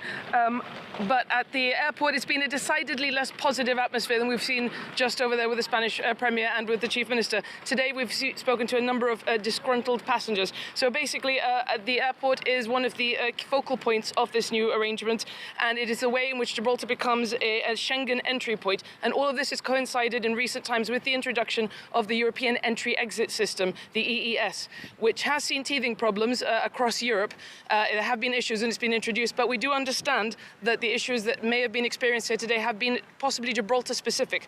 Problems with the EES machines not being able to read Gibraltar ID cards. We're not entirely sure what the issue is, and we're seeking further confirmation of that, but it does seem pretty widespread information that it has been the EES machines that have caused issues today. So earlier today, I was approached by a disgruntled family member of a passenger, of a number of passengers. His family was traveling over who had been waiting for hours, and actually we spoke to him a little while ago again afterwards, and they've been waiting for even longer. And he described his experience being stuck in the airport, of his family members being stuck in the airport. Okay, so can you tell us about the situation here today? Yes, my daughter, husband and granddaughter have been waiting inside the airport for over an hour now, because basically they've turned around and said that they've got no access. What the word I was looking for? We've been told by another person who's come out from the airport that the EES machines are not working. We've not been able to verify that yet, but that's the new electronic entry-exit system. Has that been the issue, given that been the issue? Totally. It's basically, but they're not letting anybody through. There's over 200-300 people sat waiting to come through. Two airplanes full of people are waiting to come through, and they're not letting them go to the toilets. There's children on there, there's old people there. They're basically just stuck in a room, and they're not letting them out anything for any reason at all, and it's just ridiculous. I've asked to talk to the managers, and the managers just turn around and says he won't come and talk to me. So there's no alternative plan for whatever's gone wrong, basically? None at all. But basically, they just put them in a room and left them there. But apparently, all the non-Spanish or non-EU people, they've come through straight away. But anybody that's English or Gibraltarian, English or Gibraltarian, they're just stuck up there. Have you been given any further information about what's happening next? None at all. None at all. So basically, we're just waiting for him to come so we can help him get the bags and things like that. It's just ridiculous. It's like, say, you've got young children, old people. It's what explanation can you give? Do you know what I mean? It's just ridiculous. It's shameful. And all they seem to be bothered about is they get opening the border up. You know, and it's like you've got all armed response police and that lot, and they're just not talking. No one's talking to you. No one's giving you any information. So, like I say, you've got people coming on holidays, and they're just stuck in a room. And when they're going to let them out? You know what I mean? It could be hours. Hopefully resolved soon. Yeah, hopefully. So. And that has been the general sentiment. We literally just now had another passenger come out of the airport and tell us that it has been a nightmare, and somebody earlier told us it was a shambles. So atmosphere not very positive here. A lot of people who've been waiting for a long time to go through. There seem to have been, again, problems with the machines, and there has been a backlog of passengers waiting who are now still coming out bit by bit. And we've also heard complaints from people of not confusing signage inside, and possibly issues with not having sort of done enough run-throughs. Again, we do want to verify all of what's happened, but it does appear to have been an issue with the EES machines, and it has affected a lot of passengers coming through today. I spoke to some more of them after Richard earlier. All the machines weren't working to let us through, so they would just take it. And then I don't know what happened where the two people were behind the desk doing it, but that all stopped for a while, didn't it? Yeah. But then when it started again, people were starting to filter through. Fingerprints. You had to do fingerprints? Yeah. But no photographs. I'm coming from Manchester, and the airport now with the police, the new control and the police, the machine don't work. We have about an hour waiting, hour and a half, waiting in the queue. People need a toilet, people need water, nothing. You say people weren't allowed to go to the toilet? No toilet, no allowed toilet, nothing, because there's no toilet before the control. Terrible. And what alternative controls were put in place? Doing manual now. Manual, everything is manual. They stop the machines, and that's what they're doing. And now you've been able to be let through? I'll be able to start my holiday now. I lost half a day. So I flew from Manchester, landed, everything was going well, and then, it just seemed to have stopped entirely in its tracks. So it's a good, I think, I was standing there an hour before there was any movement, tiring stuff. And were you given a reason for this? We've been told that the EES machines may have broken down. No reasons were given, no.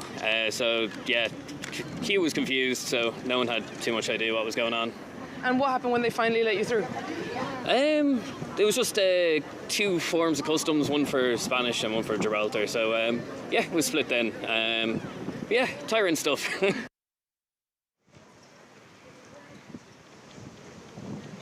So as you can hear, a lot of people coming out of the airport today having experienced issues getting through, having had long delays. Some of those people are now going through to Spain and may encounter further issues at the frontier, which is still quite busy with today's ceremonial events. But definitely issues with the EES has been resolved to the extent that people have been able to leave, but definitely one to keep an eye on in coming days to figure out what the issue has been and whether it's been adequately resolved.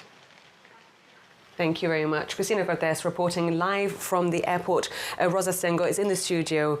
Rosa, I believe you've received some messages. Yeah, similar stories to the ones that we've been hearing. It took an hour and a half for us to clear the exit controls, where we were told to queue this side, then another side if you were a resident. Then they took me to register at one of the fingerprint machines. Then someone changed their mind and we got taken to another queue. It's all very messy, with the Spanish people not in uniform controlling the exit area, and the Spanish border control in uniform just checking our ID cards. And another one saying her overall experience was that she had to show her passport and boarding pass to a Policía Nacional, usually would be e-gates, but they aren't in operation, they weren't in operation, and to a Gibraltar Borders and Coast Guards officer before going through security. It was a very surreal experience. I believe news editor Christine Vasquez is waiting with the Chief Minister, Fabian Picardo.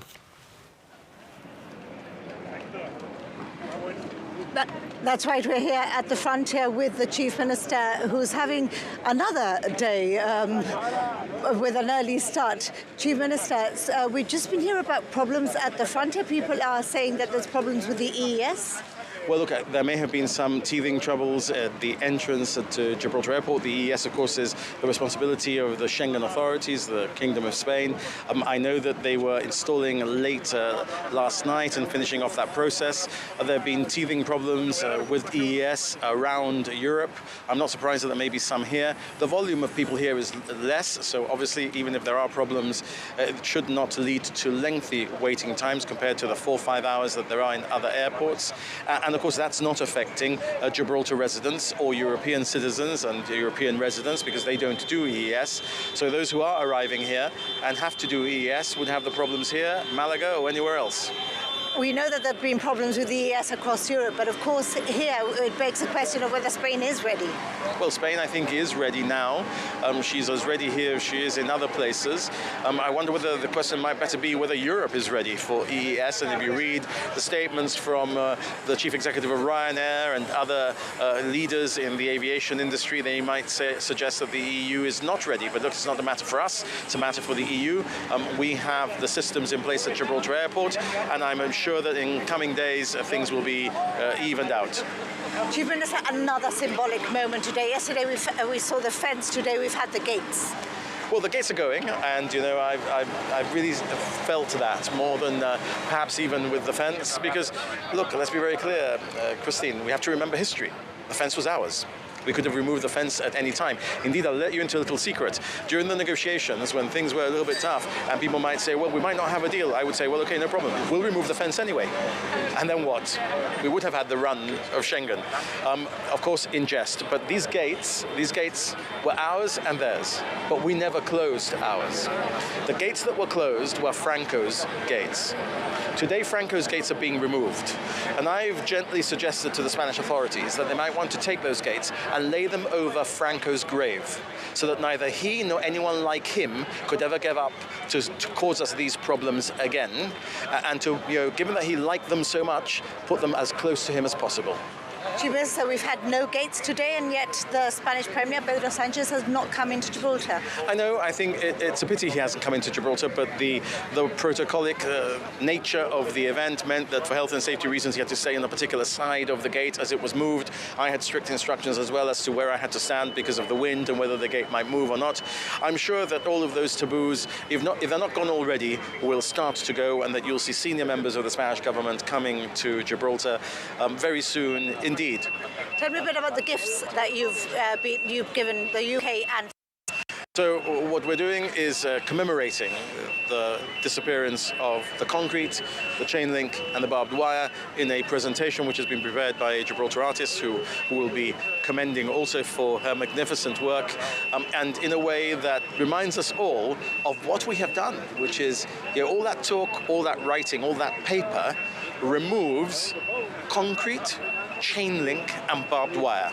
That's what politics has to be about. Politics has to be about getting obstacles out of the way of people whilst keeping them safe. And today, the fortress does not have gates. It's a digital fortress, and it'll be safer than ever before. So the fortress is secure, all's well? All's well. I'm not very sure whether they're waiting for you to actually let everybody through, all those pedestrians. I think we're going to have quite an avalanche of people, so let's... We seem to be causing a longer queue than Maliadio ever did, so it's probably time for me to get out of my way and go back to number 6 Common Place, move out of number 6 North here and go back to number 6 back in Main Street. Thank you very much indeed. Thank you. Thank you for your coverage as well. Thank you. Thank you, Chief Minister. Christine Vasquez speaking to the Chief Minister, Fabian Picardo. If you're tuned in on GBC television, you'll see that the border has still been closed to pedestrians due to the Spanish Premier's visit. I imagine that people will be let through momentarily. I'm actually quite interested to know how many extra people are coming through today. So the crowd that we've just seen there, is that what the normal queue? Yeah, it looks more. I don't think normally. I mean, I've seen queues on the Spanish side waiting to go in, and it's never been that much. So it does look like a lot more. And my question to the government would be: are you monitoring somehow? Because with the borders, I think they used to have this. The border is now reopened. They had a click machine, and they used to be able to count how many cars were coming in. So I wonder how they are monitoring how many people are coming in. Just for statistics, just to know about tourism and cross-frontier workers, for example. But this definitely looks like more than a normal day's, even though they've been held up for, what, 2 hours? It's hard to gauge. Since 11, yeah. There are facial recognition cameras as well in the area that can count. But will it be able to monitor quite so many people at once? It'll be interesting to hear. How many faces at a time can it? We don't know. We don't know. I mean, these are interesting questions that I think we need to find out. Would it capture how many people are coming in, or just how sophisticated do they have other methods? Is. But that definitely looks like it's a very happy crowd, a very peaceful crowd. And certainly quite different to last night's, I think. Very different scenes to last night. Of course, last night tensions were high at times, emotions were high, and of course the football, Spain beating France in that FIFA World Cup semi-final probably didn't help matters. And I think we can see people on bicycles because they can actually cycle across correct me now if I'm wrong, but they can cycle across the runway now? Yes, there is a cycle lane on the runway. Oh, they always can? So that's nothing. Yeah. I thought that was a new thing, but... Sorry, I'm not a cyclist either, Ross. No, I'm not either. But...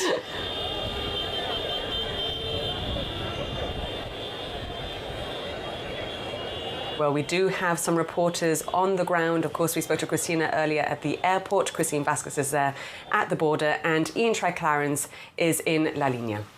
Good afternoon, Ian. Hi there. Yeah, we're at the border where the crowds that had gathered have very quickly dispersed. I mean, as far as we're concerned, on Gibraltar's side, Pedro Sanchez said just about everything right. As we've heard, there's nothing particularly divisive about what he said. Interestingly, he's referred to the damage at the frontier as a scar, rather than an open wound, somewhere where there had been damage and that has now healed. He's looking forward to a future of, joint prosperity is the phrase that they've so often used to refer to what they hope will arise here in this area. It is interesting to note that there were maybe 400 or 500 people that had come round, and while the vast majority were here just to see what was happening, there was some very vocal opposition. I don't know if you can hear it behind me. There's no denying the fact that Pedro Sanchez is a divisive figure in Spain, and every time that he appears publicly, there are people who will come and very vocally oppose everything that he stands for. There were also people that were chanting in his favour, and again, this was perhaps a 10% of the 400 or 500 people that had gathered here. It wasn't a large majority, but it was significant. There were no further disruptions. The police didn't need to intervene at any point, and no one tried to break through the police line that had formed there at the street. As you can see behind me, and as you can hear, the queues, the beeping that has arisen. Not only was the traffic held up for about an hour and a half while Pedro Sanchez was here, there's also the small matter of the La Línea fare that is in the process of being put together, as well as the daily traffic that you'd expect on any given Wednesday. So while they sort this out, it might take a while. I think you can see behind me that there are some significant crowds at the border. We're hoping that this all gets back to normal quite quickly. Around here in La Línea, it now looks like any other day. And again, Pedro Sanchez, nothing particularly objectionable about what he said. Perhaps the most divisive point that he's made about the Spanish national team winning on Sunday. I'm sure a few of our viewers will object to that, but we'll wait and see what happens in tonight's semi-final. Thank you very much. Ian Tri-Clarence reporting live from La Línea. Now, this is a special GBC News Bulletin on both TV and radio. Still to come, all the latest live coverage of the ceremonial events following the implementation of the Gibraltar Treaty. We'll be back in a few minutes.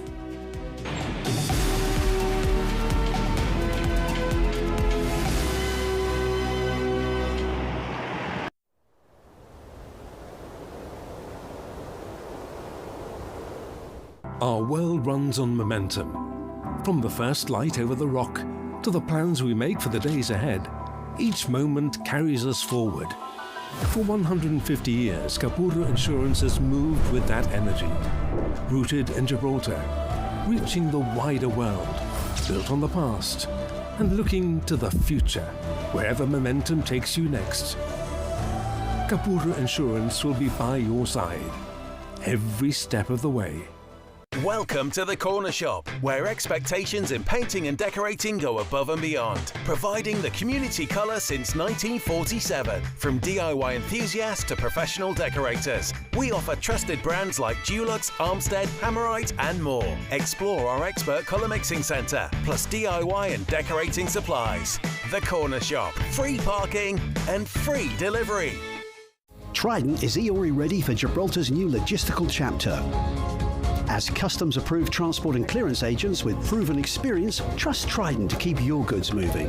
Providing door-to-door transport, temperature-controlled services, warehousing, and customs clearances.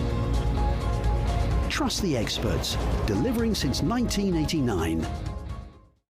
If you have employees, then you have HR and payroll. And the computer software you use makes all the difference. EasyPay has been specifically designed to meet the needs of businesses in Gibraltar, whatever the size. For a free demonstration, call 200 741 21 and find out more online at easypay.gi.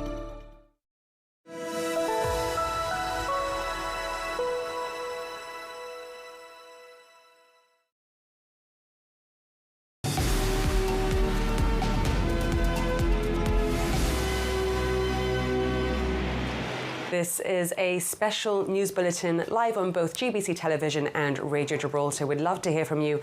200 66200 is a number to call us or WhatsApp us on. Now, last night, speaking as a crowd started pouring from both sides of the border, Sergio Bassano said no one must think this will change who Gibraltarians are. He said there will be an adjustment to our economy, and it is the government's responsibility to make sure those changes don't affect Gibraltar negatively. I think we're overdoing it.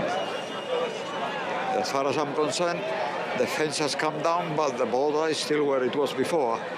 and Spain and the European Union end in the same place, and we have not given up 1 millimeter, and the only thing that we're celebrating is that we've got normality, which only shows how abnormal everything that was before the thing. I mean, when Spain came into the European Union well after us, you could walk freely in and out of France and freely in and out of Portugal, but not freely in and out of Gibraltar. Not because we stopped it. So it's quite obvious that our neighbors haven't got round to understanding this. But we Gibraltarians will survive whatever happens. Sergio Bossano speaking to GBC last night, and the GSD's Damon Bossino said despite some qualms, it was a hugely emotional moment. We are seeing a barrier which has been so used and abused by the Spanish authorities against us, creating queues and creating problems and creating economic problems and social problems for us, being brought down once and for all. So in that sense, despite all the reservations that we have had in relation to the treaty, despite all the reservations that we have had in relation to the concordat between the UK and Gibraltar, we are here today in order to support this historical moment for Gibraltar and indeed for nearby Spain. The reservation was that the concordat doesn't go far enough, yes. And of course that phrase of exceptional circumstances, yes, which we will look at right, in the future. Yes. So, well, this is the thing, that's wording which we weren't happy with. It was somewhat, our concerns were somewhat assuaged because of the letter that we received, that we saw from Stephen Doughty. We received a draft before it was published, but we would much rather have had the publication of these documents before the signing. I think that would have been a more respectful way, given the terms of the motion that we passed. Let's not forget that Parliament passed this on a unanimous basis, which was subject to the caveat that we, as a Parliament, were satisfied about the terms that were in the Concordat. But look, we hope to be the government in the next year. And if we are to assume office and to assume power, we will make sure that, well, people are celebrating us here, we will make sure that we discuss and enter into negotiations and discussions with the UK government in order to have the things which are in Mr. Doughty's letter set out substantively and firmly in the terms of the Concordat. The GSD's Damon Bossino speaking to GBC live from the border last night. I believe we're heading back to the airport where Cristina Cortés is speaking to the RGP's Owain Richards.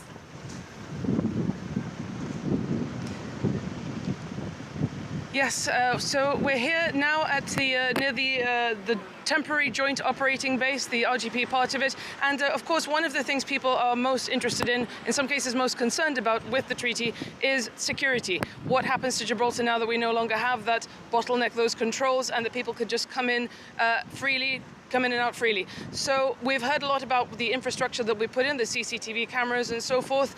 Today is the first day that all of this is being put into action, and I'm here with the man who knows all about it, the Commissioner of the Royal Gibraltar Police, Owain Richards. Hi. Christina, good afternoon. Good afternoon. So this is the first day of implementation. Can you take us through how it's been going? Well, I want to reflect on the last 12 hours, the removal of the border controls at midnight last night. And I want to thank the community of Gibraltar for their cooperation. And be rest assured that the Royal Gibraltar Police are here to protect you. That mission has not changed. And a physical border does not define security. As you mentioned, we have technological security, we have intelligence with our international, local and UK partners. We have our police officers who were absolutely fantastic last night. They were exemplary in terms of their tact and good humour, dealing with thousands upon thousands of people descended to witness this historic moment. And who would have written the script? You know, Spain beating France in the semi-final of the World Cup, and we saw many people, chanting last night. I can say that there were no arrests, there were no incidents of disorder. Our officers were there, as they are today, proactive, vigilant, and ready to respond should something happen. And you mentioned last night and the scenes that we had with people waving Spanish flags, chanting Gibraltar Español in some cases. In the past, some of this would have been seen as provocation and perhaps even stopped at the border. Is this no longer an option? Well, look, in certain circumstances, fear of crime, provocation, using threatening language, words or behaviour can amount to an arrest. The Spanish flag is not a prescribed flag. It's not against the law purely to hold that flag. In certain circumstances, of course, it can associate with that behaviour. And the Royal Gibraltar Police are very tuned into that, respect the community feelings in respect of this issue, and we're ready to respond. Ready to respond if there are instances of provocation coming in, taking on the basis of last night? Well, of course. Look, this week is not only extremely challenging policing operation at the border, we are also delivering additional police resources for the Football World Cup. We have England and Argentina this evening. I want people to go out and enjoy the match, to drink responsibly. Our officers will be ready to respond. Look, from every officer who's involved in this operation today, specifically from the gold commander to the van driver, there are too many to name, including the specialist officers and officers who are protecting the rest of Gibraltar, our leisure areas, our residential areas. I want to thank every single one of you because you've had your shifts changed at short notice, and I also want to thank the community for your patience, for your cooperation and working with us as well, because the RGP is part of the fabric of this society. That's not going to change, and we will continue to safeguard the Rock and its citizens. And coming back to the security features that we mentioned earlier, people will, it's a startling sight for many to see the flow of people, the sheer flow of people coming in and out with no sort of controls, no passports being checked, something that we've been very used to over the past however many decades. So can you take us through the security features that are in place and whether they'll be able to cope with the sheer number of people who'll be coming through? Well, there's a number of threats and risks that we've been planning for over the recent months. With our local, international, UK partners, we have additional CCTV cameras. I was at the control room at the airport this morning to see that in operation. They are patched through directly to New Mall House that we can respond to any incident. We have cutting-edge facial recognition technology. We have automatic number plate technology. And of course, we have our officers who are capable, professional, who are here in new vehicles, here in foot, to engage with the public, to be vigilant, and also to keep them safe. And take us through a scenario where this might come into effect. For example, somebody flagged by authorities in another country tries to come through the border. Well, look, the treaty makes a legal provision, for example, for a hot pursuit. That is a legal provision. The law enforcement authorities have a common purpose, and that is to disrupt and apprehend criminals. So in the event of that happening, or of a serious crime happening across the border in La Linea and that pursuit, we are ready to respond, we're ready to intervene. And let's be clear, the Royal Gibraltar Police are the principal law enforcement agency in Gibraltar. We are taking the lead, we are responsible, and our Spanish colleagues cannot take executive action in Gibraltar, save for acting in self-defence. And with Gibraltar is now effectively part of a much wider area, but with its own comparatively much smaller resources, including in policing. So in terms of sheer numbers, so do you feel that you're adequately resourced for the task ahead? We have been given significant investment to uplift our police officers, an additional 32 police officers for border and airport policing. We are recruiting. We should have a new intake in the early autumn. We're also modernising our workforce with more police staff. You may have seen those adverts, which will free up more officers for the front line. And of course, we have to juggle other threats and risks and responsibilities as well, such as maritime policing, economic crime, domestic abuse, because those threats still remain. So it's border policing and everything else that we have to deal with, that we are ready to deal with. And you've mentioned the cooperation, for example, in issues of hot pursuit. The treaty sets up a law enforcement cooperation framework, including intelligence sharing and so forth. Are you satisfied with the framework that's been set up? Yes, we have our working group set up. We have our nominated points of contact from both sides. And that is very much ongoing. I have a very good working relationship with my counterparts on the Spanish side, the colonel from the Guardia Civil and the comisario from the Policia Nacional in La Linea. We speak, we attend reciprocal events, and of course, formally through the working groups, we're setting up those structures to ensure that we have access to the intelligence and the information in case we need to react to anybody who is our concern. And in terms of those safety, those security features, can you run us through some of what we have here? We have the CCTV, the facial recognition. Some of this relies on digital technology, and we have seen at the airport here today, there have been teething issues with the EES. Have there been any teething issues with the new digital systems for the RGP? To date, none that I've been briefed on. I mentioned earlier I was at the control room for the CCTV with a significant number of cameras across the border, the Kingsway Tunnel, the Main Street, and they are patched through, as I said, with a direct line to the RGP. Therefore, in the event of an incident being spotted via CCTV, we are ready to respond. Of course, we're out on foot and in vehicles as well. So it's technology plus capable officers who are ready to respond. We've also heard that the beach cameras may be going 24/7. Well, something that the RGP will be monitoring, or? Well, the CCTV is being monitored via the contractors 24/7, and there's a direct line to the RGP to respond. And again, the facility here, more temporary infrastructure for now. Can you tell us about what will be here permanently in future? There are plans to build a joint operating base, which is a tri-service headquarters for the frontier involving the Royal Gibraltar Police, the Borders and Coast Guard Agency and His Majesty's Customs. You can see behind me here the temporary cabins for the RGP and the BCA with Customs situated at the Eastgate location. That will provide another brilliant facility for our officers to work from, to respond to the public with a front counter as well for the public to attend, to ask any questions, to have any concerns allayed.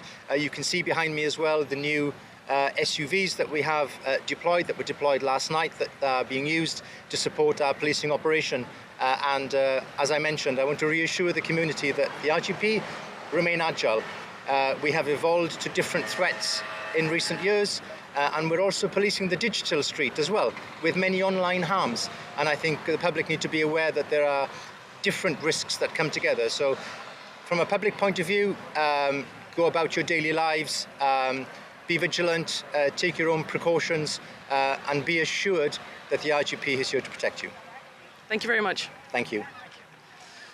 Thank you very Owen much. Richard speaking to us here in front of the temporary facilities, yes, the situation that is down here, the new measures that are in place that have been implemented as of last night and through today. Thank you very much. Cristina Cortés reporting live from the airport. Kevin Rees joins us now from across the border.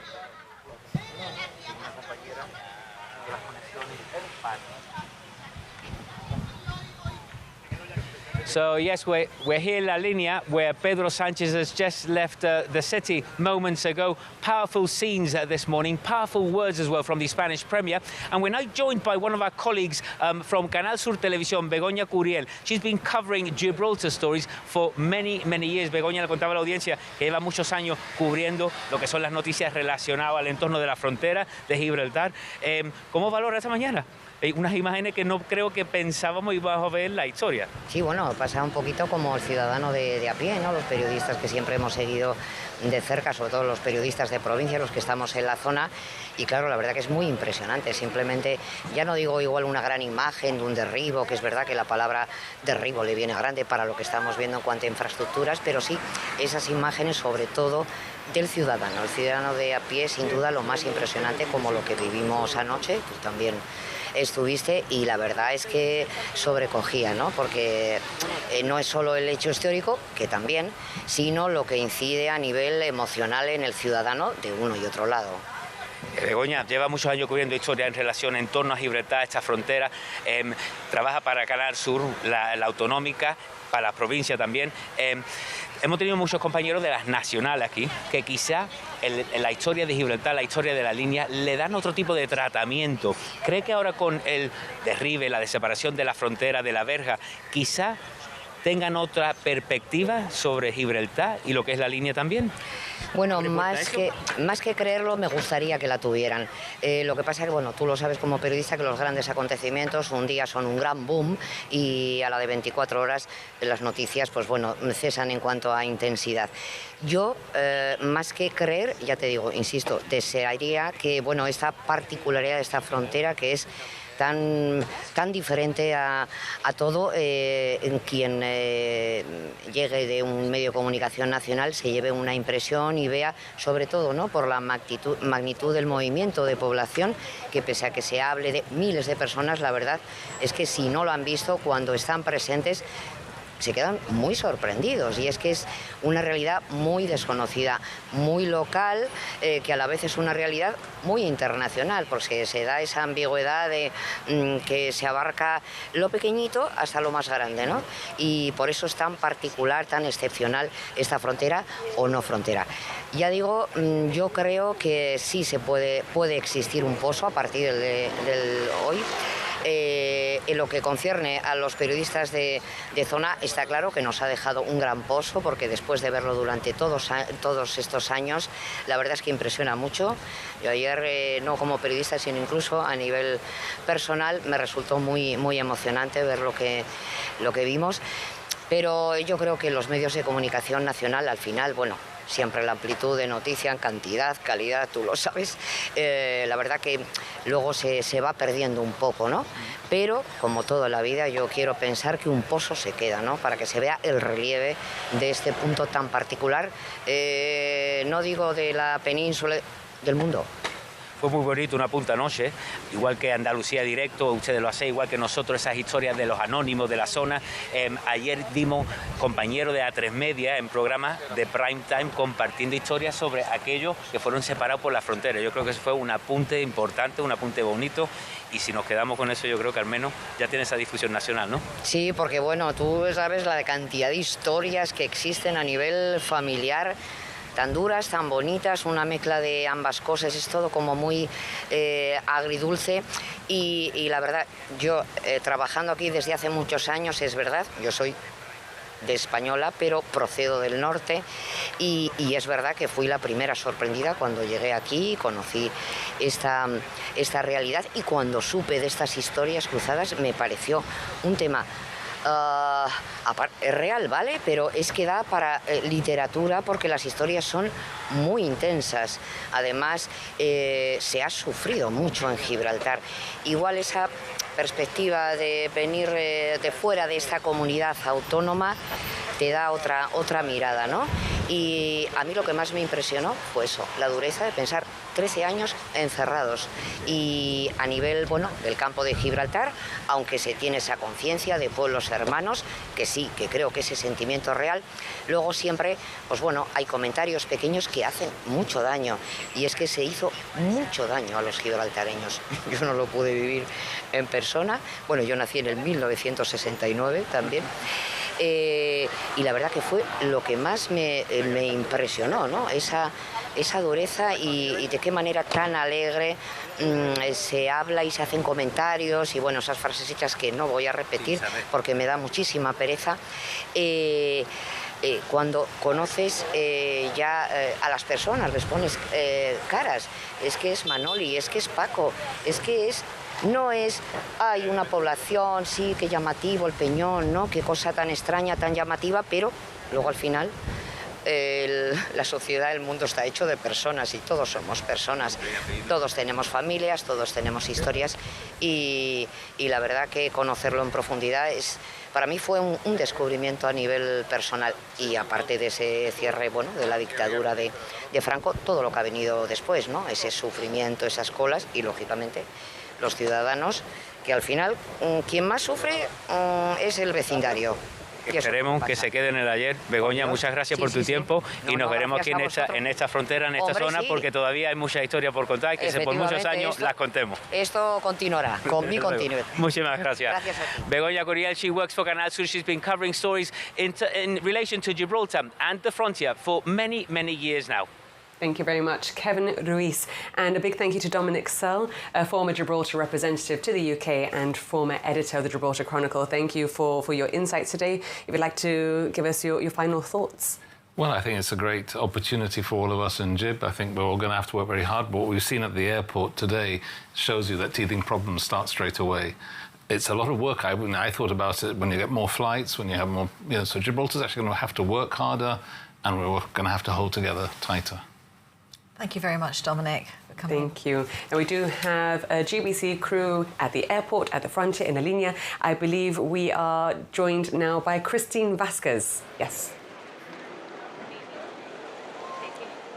Yes, here I am at the frontier, and we've been hearing Kevin Ruiz speak to Veronia Guriel, and Veronia, as Kevin said, has been covering the stories over many years, and of course those friendships that have struck up between journalists on both sides.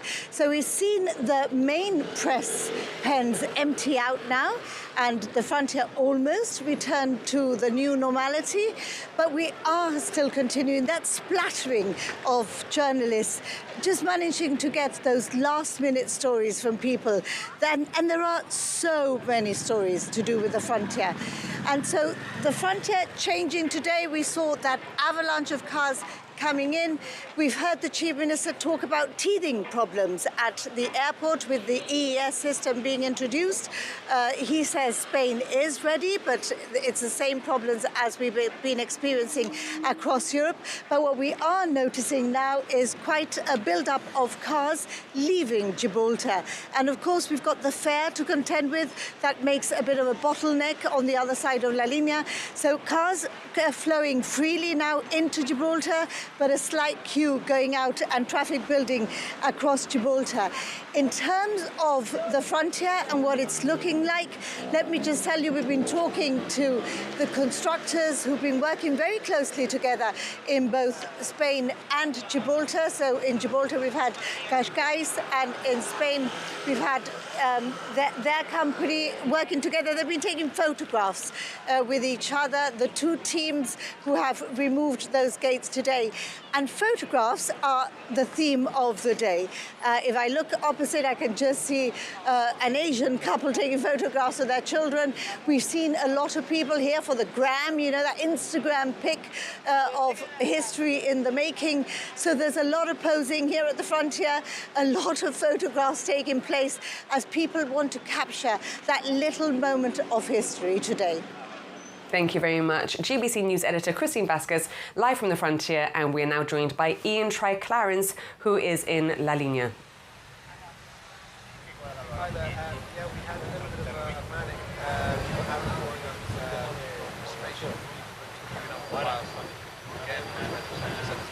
left. That has just about died down. I think the queues coming into Gibraltar, coming towards Gibraltar, are minor. There's a few dozen cars that are coming this way. The traffic seems to be flowing freely out of Gibraltar. The crowds have dissipated in the area. Pedestrians are being able to walk through quite as normal. And it just looks like another day at the frontier. This is the new normal. We'll have to see how developments over the course of the coming days and weeks affect us, if there's anything that's unexpected. But for now, everything seems to be working just as it should be. Oh. Thank you very much, Ian Tri-Clarence. Well, yesterday marked one of the most significant moments in Gibraltar's modern history. The UK and the European Union formally signed the Gibraltar Treaty in Brussels, and today, Treaty Implementation Day, we've witnessed scenes throughout that many thought they would never see. The frontier is now operating under a new system. The gates for generations of symbolised division, uncertainty and political tension have been removed. We saw very impressive footage earlier if you were tuned in on GBC television, and it's really bringing an end to an era that has shaped the lives of countless people on both sides of the border. So earlier this week, we did reflect on the closure of the frontier in 1969 through the documentary Times of Closure. Today, as Gibraltar begins that new chapter, we're joined once again by the documentary's producer, Stephen Cumming, to reflect on the historical, extraordinary, significant 24 hours that we've been living. What are your thoughts, Stephen? They're extraordinary, quite simply, because, you know, one can imagine the situation. One could have imagined the situation when there was talk about treaty, when there was talk about dropping the frontier, closing the frontier. But if you had lived the closed years, then there's a great deal of scepticism, a great deal of not knowing, and I think the word is, well, I've forgotten the word. It's just that, you know, you're not quite sure of what's going to happen. Yeah, the uncertainty and the hoping for the best, but worrying about the worst, because of the scars that the Franco regime left in Gibraltar. We've been describing it, you know, as a very historic moment. Does this rank alongside the closure in 1969, do you think? It has to. It has and to. The reopening. Yeah, it has to, because it's part of a very long story. And, you know, when you think about from the very beginning, when the Treaty of Utrecht was signed, Spain was forced to sign that treaty by the King of France. And that is what I think sparked all this Gibraltar Español theme. I mean, it came to its peak in the Franco regime. But the story started with Utrecht, and there was an constructive ambiguity written into that treaty, which means that both sides agree on something that's ambiguous, so that both sides can argue the point that they are right. Now, I hope that hasn't fed into this new treaty, because then any change in government in the future could start arguing the point about this clause or that clause means this, means that. I think we've come a long way since 1713, but translation ambiguity. Exactly, the actual meaning of what is written. I mean, a more recent example was the airport agreement, and the airport agreement. I beg your pardon, the Brussels agreement, and it spoke of the Spanish version spoke about the sovereignties of Gibraltar, which meant the isthmus and the rock, two separate issues. The British version just spoke of one sovereignty. So, look, that was signed by both sides, but they weren't the same thing. But I think there are perhaps better safeguards in place. Indeed. I mean, all treaties have triggers, I think the Chief Minister has said, but we've just been hearing this week about, yesterday, the Concordat being signed, and there's also the Cooperation Committee, so perhaps the guardrails are there, a bit stronger than they have been in the past. But I think one thing that is going to be very difficult for perhaps the older generation is the trust issue more than anything. Yes, absolutely. Because, if you've been there, done it, got the T-shirt. I didn't have any families on the other side of the border, but I know a lot of people who did. And I spent my weekends, like everybody's saying, at the border, listening to people shouting. I've seen the footage, I've seen the archives. It hurt. And what makes things perhaps a little more palatable is that the failure of the Franco regime to reach its ends were basically because of their inexperience as a modern state. It had just joined the United Nations because it did a deal with the United States to have bases built in Spain. It thought it had the power, the weight internationally to bully Gibraltar, but it couldn't. And the people in Gibraltar had the option of either staying with what was then a world naval power and democracy, which is Britain, or a fascist dictatorship. It's almost a joke. Which way do you go? But what happened was that in surviving all that, for whatever multiple reasons, Gibraltar survived that blockade, and it empowered us as Gibraltarians to safeguard our sovereignty and ourselves as our people. It had the reverse effect in Spain. You have Gibraltar Español gaining popularity. It's extraordinary propaganda, one of the most successful bits of propaganda you can think of. Two words that grammatically mean nothing, but can mean a multiple of things. It can mean Gibraltar is Spanish, will be Spanish, has been Spanish, I want it to be Spanish, all that. Now that has remained, and it's going to take a long time for that to disappear, if ever. And I think a lot of people in Spain are angry about that, but a lot of people in Spain are not bothered, and they would rather get on. And that's been the pattern all along, historically. You said just two words, but so powerful, the emotion that they evoke. Yes. And unfortunately, last night's scenes were mixed up with the celebration of the World Cup football match. The vast majority of people wearing flags there did it quite innocently, because they were celebrating a wonderful win in the World Cup. I suspect that the vast majority, 95% of those people wearing red and white, had no idea what they were doing to us by coming in, because I remember, as a child, my mother always checking whether my brother and I had anything on, wearing anything red and yellow. It was a no-no. You're wearing a yellow shirt today. Well, that's why my trousers are blue. So, but it's a minor point, but it's a very significant point. Yeah. And people get riled. I know there have been incidents about the flag being waved, because up until recently, anyone who brought a Spanish flag into Gibraltar would have been told, look, best not to, or even induced not to carry it around, because it would cause a problem. We just heard Owain Richards, the police commissioner, say it's not a proscribed flag, meaning basically they can bring it in. Yes. flash it around. And with any other flag. No, and I think, you know, and a lot of the youngsters that were there last night, not only in Spain but in Gib, have no idea what this signifies to people. And you know, they're doing it quite innocently, and I think we should try to make the most of an enjoyable event, as it were, and put that a bit to one side and get on with trying to make this work. And if it doesn't work, well, you know what will kick in? The Gibraltarian desire to be a people and protect its sovereignty.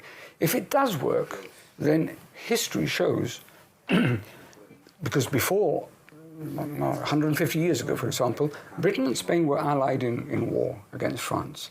There was a cooperation at a commercial level in Gibraltar to support that war. And it worked. There was an alliance between Britain and Spain, and it did work. It can work again, as long as we've got the right, as they say, the right chip. Stephen, let me ask you, I don't know if you heard the full speech of Pedro Sanchez, but the tone of it was very much of like, it's time to move on, healing the scars of the past, as it were. What are your thoughts about that? Well, will it have healed some of those scars? I think what he has said is quite incredible. Coming from the president of Spain, there's curiously, I suppose coincidentally, I don't know, there's a letter in the Chronicle today that refers, and I've never thought of it in all my life, I've never thought of this, but there's a letter in the Chronicle by Odette Benata, and she says it's time for an apology from Spain for the sins of the past, as it were. No? And I think it's very true. You know, when you, but the problem is that Spain is very split, left and right. They have enough trouble trying to reconcile the past with the civil war. And, you know, it's used as a political tool very often, that the right insist, and whatever the left does in Spain is criticized by the right because it shouldn't be talked about. I can imagine that an apology about the blockade and Franco's regime would be a long time coming, but it's something new in the equation as far as I'm concerned. And the president's speech almost got there. But he's referring to something very new from a political Spain. Stephen, this is very interesting. We'll pick up on it again, but I believe Kevin Ruiz is waiting for us across the border with Mayor Juan Franco. Good. Yes, Kelly, we're here with the Mayor, Juan Franco. He was one of those VIPs invited to the Spanish Premier's address this morning, just a short while ago. And as you're saying there in the studio, powerful words indeed from the Spanish Premier. We'll now get Juan Franco's take on it. Juan, comentaba la audiencia, están comentando en el estudio sobre las palabras del presidente del gobierno de España, que se ha hecho hace un ratito. ¿Qué valoración hace de ese address? Muy positiva porque podía haber dado un discurso, vamos a llamar político, en el mal sentido de la palabra, y ha dado un discurso político en el buen sentido de la palabra, porque la palabra política viene de polis, de la ciudad, y ha estado hablando de los ciudadanos, de las personas, de la gente que quiere vivir en paz, tranquilo, con sus trabajos, pudiendo cruzar la frontera, que quiera de aquí a allí a tomarse un café, a trabajar, a ver los monos, que pueda ir sin problemas. Bastante potente para un presidente del gobierno español. Habló de cerrar heridas, de que ha llegado el tiempo de movernos para adelante juntos. Y ha hablado de eso, de olvidar el pasado, de mirar adelante. Creo que estamos en el siglo XXI y aquí, por lo menos en esta zona, vamos a entrar en este siglo XXI, creo que a partir de hoy, y yo me voy bastante contento.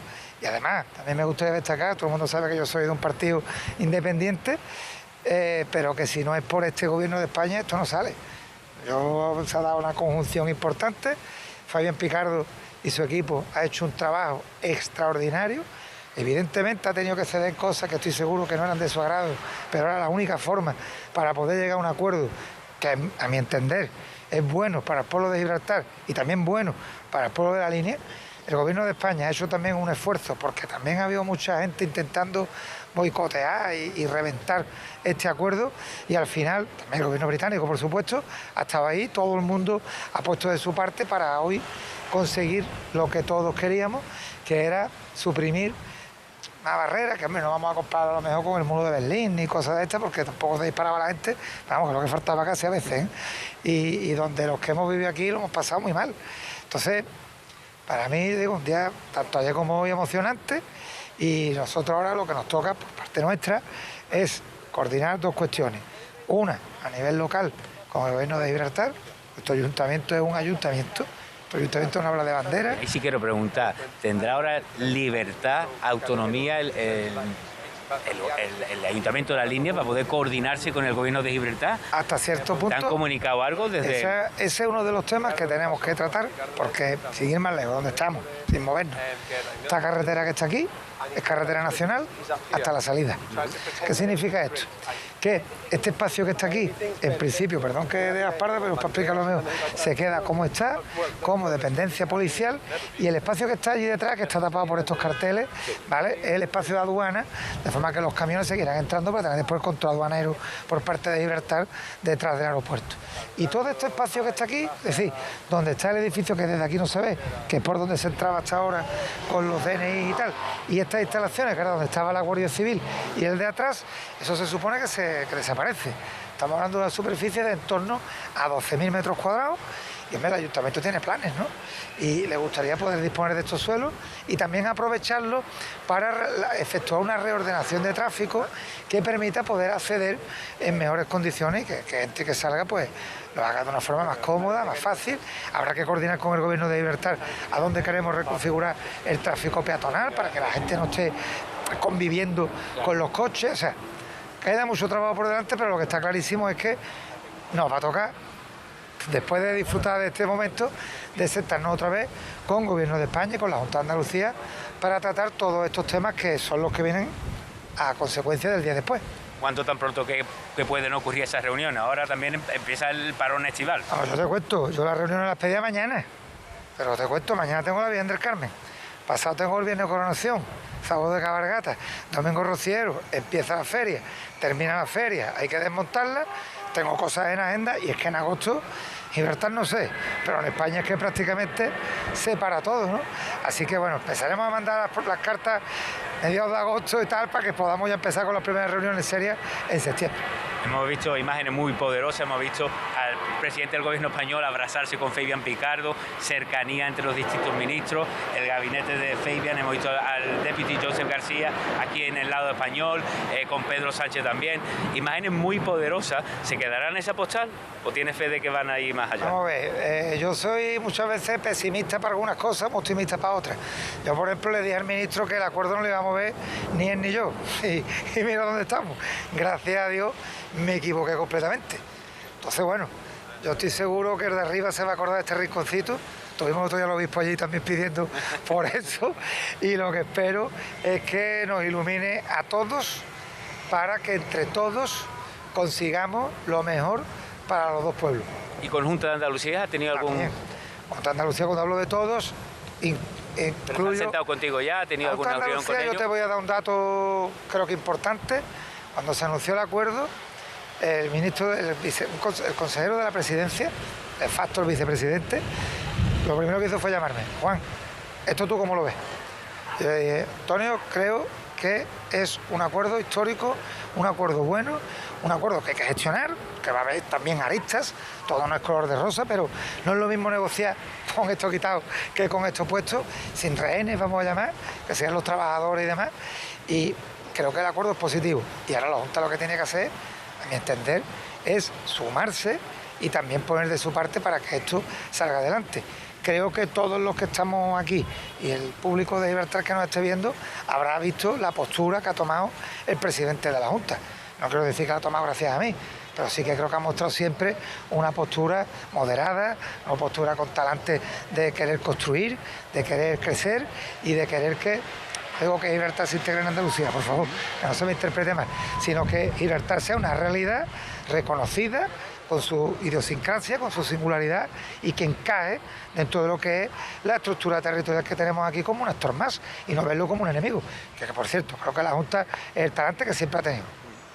Juan, muchas gracias. Sé que también tiene muchas entrevistas pendientes, que lleva varios días muy ocupado y siempre hace tiempo con nosotros. Juan, esperaremos, quizás después del parón estival empiecen a moverse las cosas y quizás veamos un cambio aquí en la zona, ¿no? Eso espero. Muchas gracias. Juan Franco, the mayor of La Línea, who just met with Pedro Sánchez and the Spanish Foreign Minister, José Manuel Álvarez, just moments ago. Very much. Kevin Rees reporting live from La Línea. Now, Stephen, coming before we broke to that interview, you were discussing the letter in today's Chronicle, a member of the public asking or requesting, wishing for an apology from Spanish Premier Pedro Sánchez. In his speech earlier, he did go as far to say that this was going to be a new era for the Campo de Gireta. He said that we were going to move forward holding hands, as it were. He did recognise those who were separated during those cross-frontier years. But he did say that this treaty was a fair agreement. He went on to say that, of course, no more frontier and never again will people be victims of our history. So no apology as such. But what do you make of that speech? Well, sorry, if I could just take in a message from a member of the public as well. The letter you're referring to is Odette Benatar's. And Moira says Odette Benatar's suggestion about Spain making an apology would be a good thing. I think it would bring peace of mind to many Gibraltarians. I agree. And what was said, I think, is the closest that the Sanchez could go, without actually creating or presenting an official apology.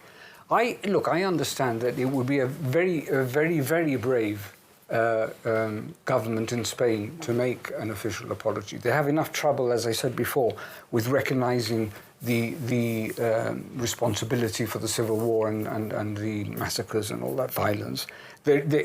And even that is used as a political weapon. It's not only a matter of principle and what needs to be done because it has to be done. No, it's a political weapon in Spain.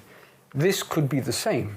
You know, don't apologise, yes, apologise. But they're only saying it because you're in the position or you're the other party.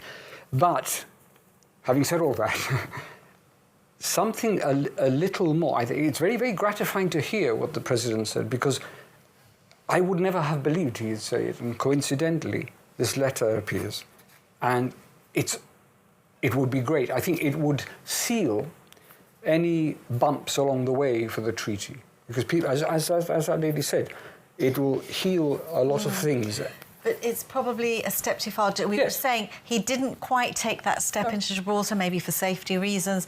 He didn't quite go as far as an apology, but perhaps he went. He could go. I think it's the closest he could go, and the fact that I am not sure he didn't come into Gib, did he? No. Well, that's the an Chief interesting. Minister said it was down to health and security and all that. Yeah. But what is interesting is that now we will see in Spain the opposition criticising him for even getting close to the border. Now, not only helping with the treaty, but the issue of him coming down to Gibraltar and lauding the agreement and saying what he said will now bring a backlash at a very high level, and that he's sold Spain out. And on our side, we're saying we've been sold out. So that's always going to happen and always has happened. But I think the reality on the ground is what we're going to have to live with for the next. And the reality on the ground was very much the focal point of his speech, and he did say, reference to what you were saying, it does take courage to resolve problems. Yes. And you don't resolve problems by building more walls, that sort of thing. And I think it's time to take a deep breath and do the best we can in the face of whatever's to come. Well, I believe we have Cristina Cortés. She's been reporting live from the airport for us, and now she is joined by Leader of the Opposition, Keith Asapardi. Yes, we're down here at the frontier where, against all expectations, there does appear to be a bit of a queue behind us, which appears to be because of the backlog of people who've been waiting for the ceremonial events, possibly also exacerbated by the fair across the way. So, ironically, that is the situation where we are right now. And I am joined by Keith Asapardi. The GSD did say yesterday that it's time to make this treaty work for Gibraltar, despite its misgivings, while expressing some serious concerns about the Concordat. So, welcome. Welcome. Good afternoon. Good afternoon. As I said, you've said that it's time to make the most of this treaty. You do have some misgivings still about the lack of certainty, jurisdiction, security, or trade. So can you tell us about how does it feel on this first day of implementation? What's your first impressions? I mean, I think there's a level of mixed emotions, you know, and understandable mixed emotions, because at one level, of course, this is a very historic moment, comparable with the closure of the frontier, of other significant, the opening of the frontier in 82 and 85. So it is very significant in those terms. But of course, it's mixed with understandable concerns that people have about security, about business, about people's rights, about seeing Spanish police officers at the airports, you know. Then you've got the concerns that we expressed yesterday about the Concordat actually falling short of our expectations, and that has a real effect, could have a real effect on the decision-making of the Gibraltar government and the consent of the people of Gibraltar. So it's a day that you put it all together, and of course, understandably, it's history in the making, but also mixed emotions. You saw the scenes last night, some positive, some less positive. I mean, you know, we all saw them, and so I think those things will hopefully die down. And we need to make this treaty now work for the people of Gibraltar. And what does making the treaty work for the people of Gibraltar look like to you? You've mentioned calling for assistance, for example, for those who will be negatively affected by treaty provisions. So what shape would that take, and who are you referring to? Well, I think that making the treaty work means that despite our misgivings on security or the economics or on the immigration aspects, it means that the GSD and we aspire to be in government at the next election, we will make this treaty work. It means making sure that we have that influence in decisions going forward, making sure we implement, that we apply resources to achieve implementation, and making sure that we target assistance for those who will be much more impacted by this treaty, in particular in the business community and in other areas. And of course, you've mentioned the Concordat, where your strongest criticism was reserved for that. You've said it falls short as it allows for exceptional circumstances where the UK could diverge from the Gibraltar view. Was a caveat like this not expected to some extent? Well, not really. I mean, look, we can all dance around the language, but certainly in a previous version of the Concordat that I saw, that language was not there. That language was in the most recent version of the Concordat that I saw only about a week ago. I expressed my very serious misgivings to the Chief Minister on it. I hoped that it would change, it could be altered, that we still had time to alter that language. He said in the House, in Parliament, that there would be no circumstances where our decisions would not have the final say. I said and I indicated in Parliament that if the language pointed to circumstances that was undesirable, I've seen the Stephen Doughty letter, and I said yesterday that the Stephen Doughty letter goes some way to provide those assurances. Of course, it's not in the body of the Concordat. I'd like to see it there. I'd like to see better language in the Concordat giving clearer commitments to the government of Gibraltar, to the people of Gibraltar, because fundamentally, I believe that every issue under the treaty affects the people of Gibraltar, and every issue, therefore, and every decision must carry the consent of the government of the day of the people of Gibraltar. Former GSD Chief Minister Sir Peter Caruana on GBC News last night said that the UK basically cannot say that it can't do anything without Gibraltar. It sort of is, being that the UK has these international responsibilities, this is as much as you're going to get from a UK government, and to some extent it's a question of having faith that the UK government will not let Gibraltar down. Is that something that you have faith in? Well, I think Peter also said that had it not been for the Doughty letter, he would not have supported the Concordat. He also said that it was entirely fair and responsible for us in the GSD to say that we would like to see amendments to the Concordat, as we did yesterday, and in government we would table discussions with the UK to achieve amendments to the Concordat to have a better, improved document in our favour. And what amendments would this include? Because you've also mentioned that there are some issues that do not come under, that Gibraltar does not have a sort of say on. As apart from that part of it, there was also a wider issue of what areas Gibraltar has a say on.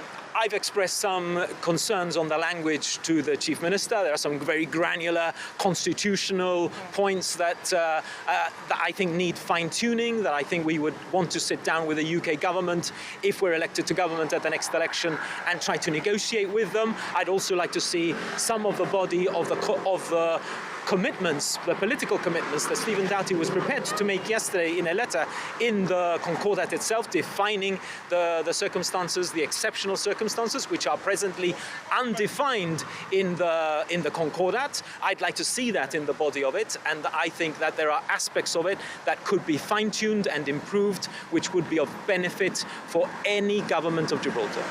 And coming back to the treaty itself, you mentioned concerns over security, for example. We have seen this now implemented. Are you reassured at all by what we've seen? We've also heard from the Commissioner of Police earlier today about the measures in place, such as CCTV, facial recognition, and so forth. There are certain aspects where we don't agree with the government, but on security, we have given them our full support on the resources that need to be deployed to ensure that our security capability is enhanced.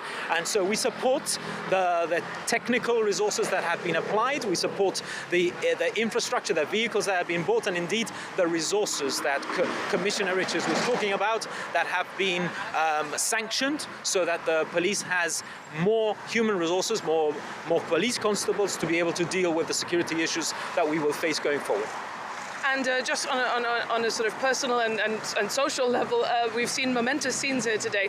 What does it signify to have? I mean, the Spanish Premier has come to the border.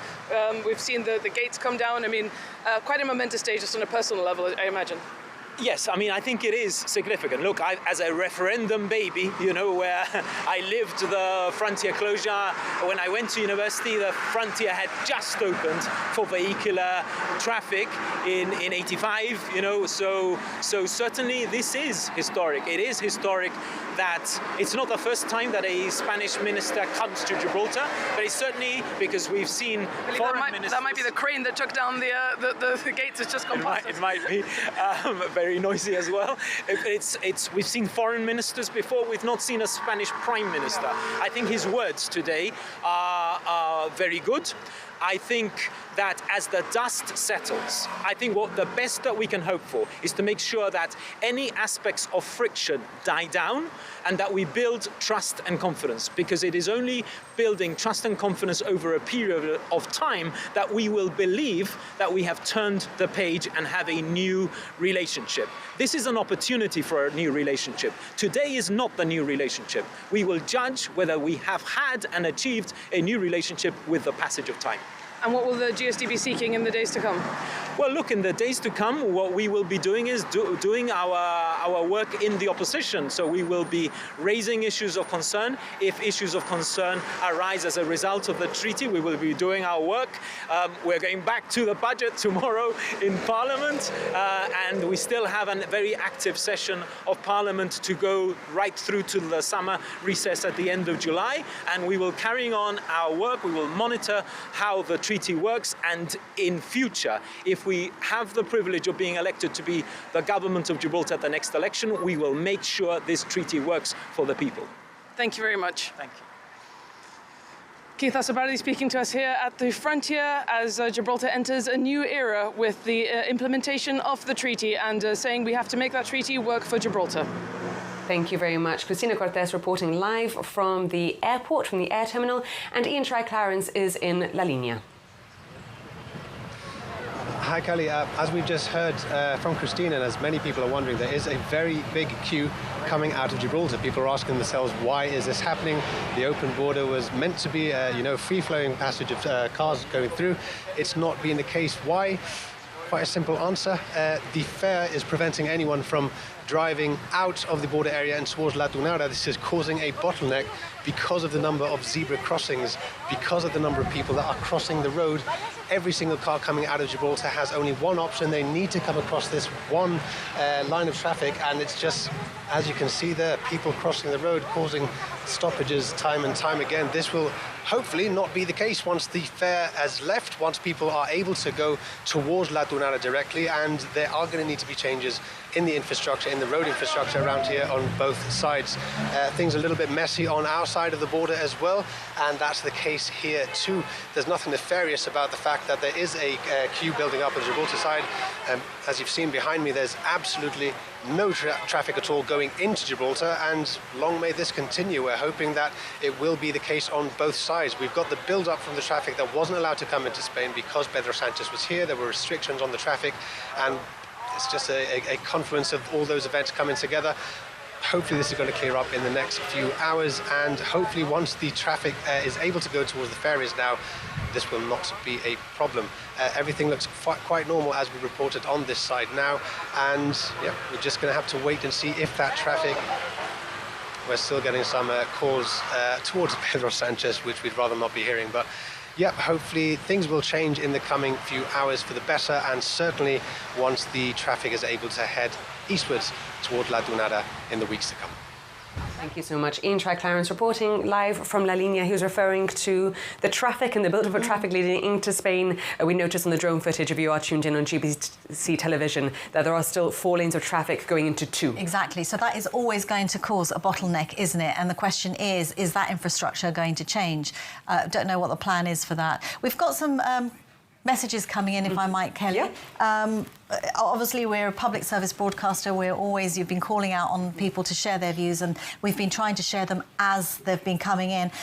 This person, Frank, says, I think the Commissioner is wrong in his comments to read the Spanish flag. If the waving of this particular national symbol, given what it represents and has represented to us, should be deemed as behaviour likely to cause a breach of the peace and should have acted accordingly. And the second message is from Edgar, and he says Spain should now allow to fly the Gibraltar flag in supporting events and stop blocking Gibraltar in sport. Thank you, Ros. We are live on Radio Gibraltar and GBC Television. Also with us, Stephen Cumming, producer of Times of Closure. Just one final question for you, Stephen. The significance of the gates themselves. We heard from the Chief Minister earlier, and a lot of people have been asking what's going to happen to them. He did confirm that the gates, or at least one of them, would be on display. We're not sure exactly how or where. And he mentioned that the chain links and the barbed wire, that perhaps some local artists might make some kind of installation out of it. Just how much weight do they carry? Not just literally, but also obviously heavy weight. Emotionally and symbolically. Look, those aren't the gates that were closed. Those are more recent gates. The ones that were closed were taken away, were sold, actually, I think, as far as I remember. Look, we're talking about a century of frontier closure or control. No? The British put the gates up first. It wasn't the Spaniards that put it up.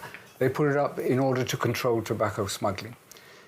Look, it's an image that stays in your mind, whether you like it or not. If you're so used to seeing, and even unconsciously, they imprint in your mind when you go past the frontier, when you come back.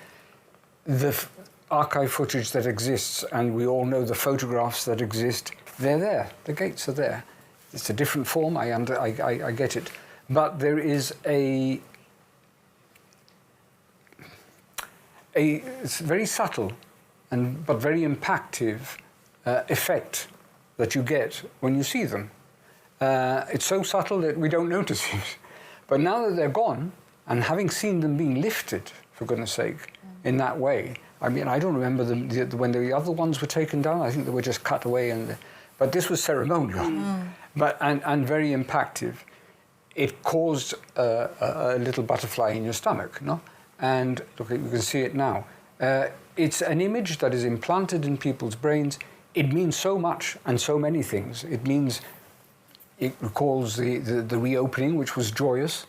It recalls the closure, which was tragic, which never worked anyhow. But those images are in people's minds, and they represent good and they represent bad.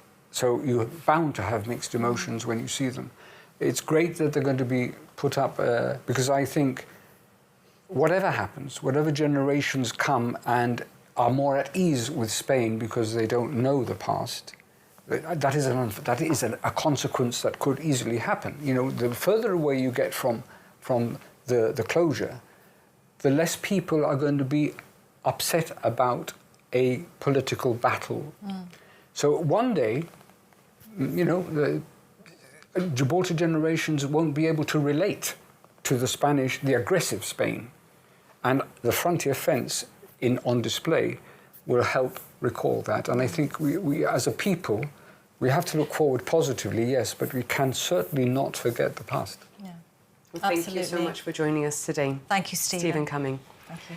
Well, ahead of the treaty signing, we spoke to a veteran of cross-border journalism and a former GBC colleague. Until recently, he was the government's media director. Clive Galt spoke to Christine Vasquez. Almost unpredictable. I mean, I doubt if anybody would have had the vision to envisage something like this.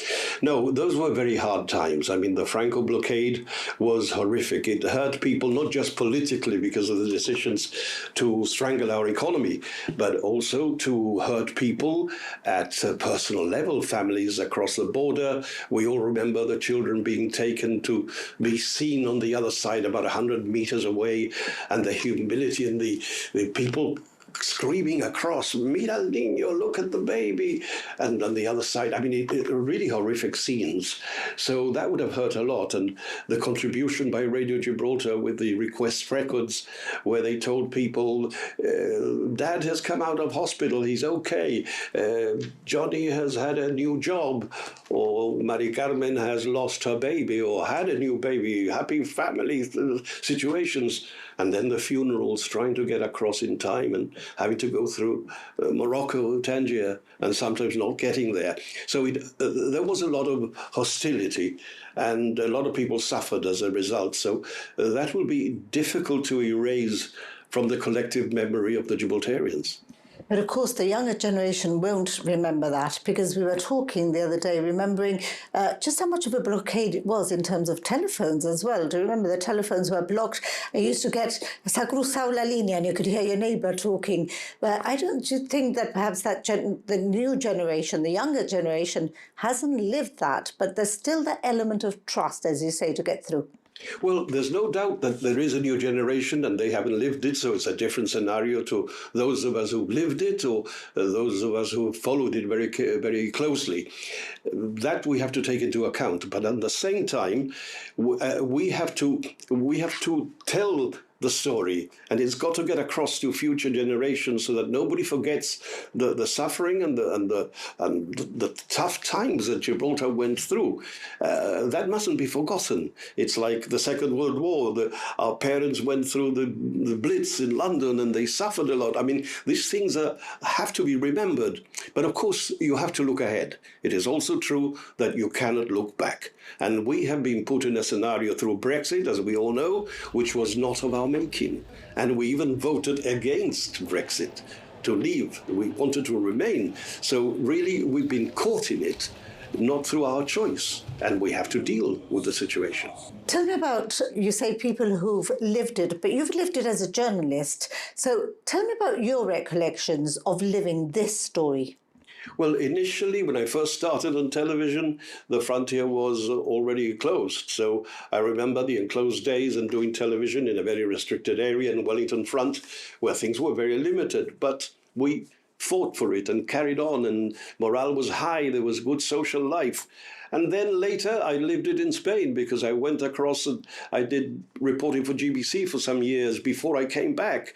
So I saw the other side. And in fact, I saw more of Madrid and other places in Spain and a lot of Europe, because I traveled as well a lot, than I did the Campo area. One of the first things that struck me when I came back to Gibraltar was that I knew Madrid better than I knew the Campo area, which was really my area. No? And that is ironic in itself. No?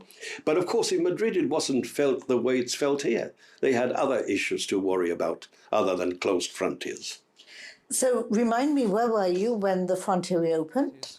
I was in between Madrid and Valencia, and I did a few reports from there. I managed to get an exclusive interview with the Foreign Minister, Fernando Moran, which I was very happy because it gave GBC an exclusive long interview, which I did in the Foreign Ministry in Madrid.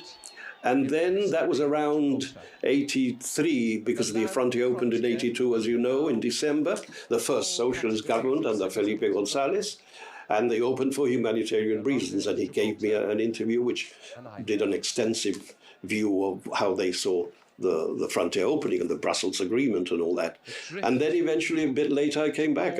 I felt I had to be here. My experience of Spain, my command of the language, I thought, I can't live these historic moments down in Gibraltar. I want to be there. And by pure chance, there was a vacancy at GBC, and I applied, and I came back.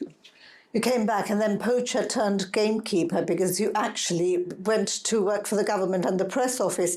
So tell me how you've seen things change, because you've been, part of your job has been to put that message across, to put Gibraltar's message across, and sometimes to a very hostile audience. So how difficult was that? Well, when I came back, I already knew, because I had seen it from Madrid and from Spain, how little there was to know about Gibraltar, or how little they knew about Gibraltar in Spain. I mean, they thought of Gibraltar as a military base with the British forces here, and they couldn't think that there were people like me, a Gibraltarian, born here, parents Gibraltarian. In fact, when I spoke to people in Madrid and I said where I came from, I wasn't a regular thing. They didn't meet many Gibraltarians. And I realized how little information there was, and wrong information about Gibraltar. So when I came back, I thought, we need to get this message across. And then through journalism, I met a lot of people in Spain. I already had a lot of contacts, kept establishing those contacts. And then when I came into the job of media director, then I thought, we've got to do something about this. And then I started setting up an operation in Spain where we would get our press releases translated and sent into Spain through Info Gibraltar, Miguel Bermergen, that you know. And that made a bit of a difference, but it's still a thankless task. And of course, I used to go over a lot to Spain, to Madrid, and meet journalists and meet politicians to lobby. But very obviously, the politicians who would see me were more on the center left than on the center right. And because the center right weren't too keen to speak to me. They didn't want to know. A lot of the things that we argue about, that we weren't paraíso fiscal, fiscal paradise, they didn't want to know. They knew we weren't, but they didn't want to know. So it was a thankless task, yes. How have you seen things change? We were speaking earlier about the younger generation. A lot of the politicians that you're talking about were brought up on a diet of Gibraltar Español. So have you seen things changed? Is the job easier? Well, it's still there. It's not going to go away very easily. There's a strong element of right-wing forces in Spain, as you know, politically, and with what I always call Fuerza Nueva, but the new right-wing parties, the old was Fuerza Nueva, who are Francoists, and they believe Gibraltar es Español, full stop. I mean, the Gibraltarians have no right to self-determination. We're on their land. That is difficult. That will not go away easily.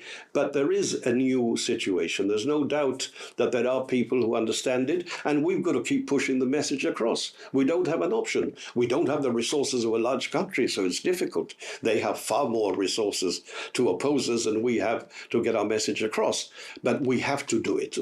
We shouldn't stop. I'm very, very adamant about that. So we've come all the way from when we were talking, when you started, to where we are today. How does Clive Gold feel about what's happening now at the frontier? Well, I think we've had no option. I mean, we've been put into the deep end through the Brexit that I told you about before, so we had to make the best of it. I consider that if you take into account how awful it could have been with a hard frontier, we have come a long way, and I think that objectively speaking, and even though I'm biased to a degree, as a journalist, objectively speaking, I think the evidence is there. The government of the day has achieved a good deal. It may not be the best deal, it may not be the deal we want, but that's what there is. And it has been a good deal because there's going to be a free frontier. People are going to be able to come in. Our economy would have been very severely hit if there was a hard border. That we could not afford to take. And on the other hand, they couldn't afford to take 15,000 people out of work who live there and spend there. And of course, we also spend a lot of money and we buy a lot from Spain. So I think in the end, it is positive for all sides, but it's not perfect by any means. Clive Gold speaking to news editor Christine Vasquez, who is at the border now.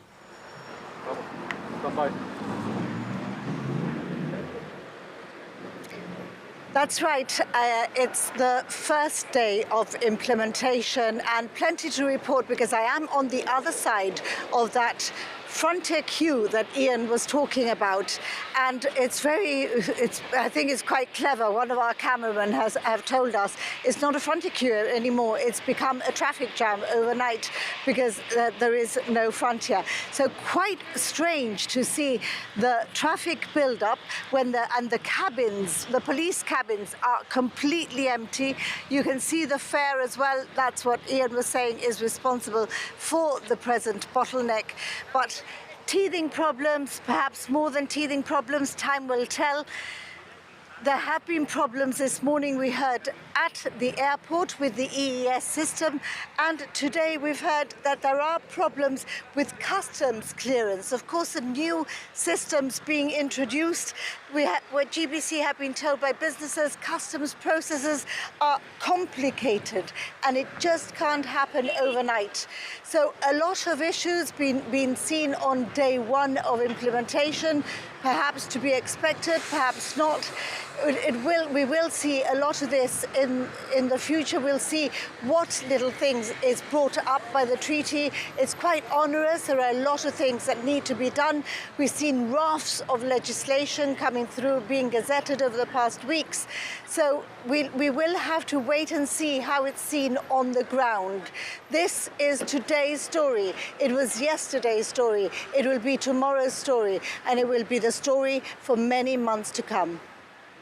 Thank you very much. Christine Vasquez, GBC News editor, reporting live from the border. And Roz, a special thank you because you have been guiding viewers and listeners through almost every development for more than 24 hours now.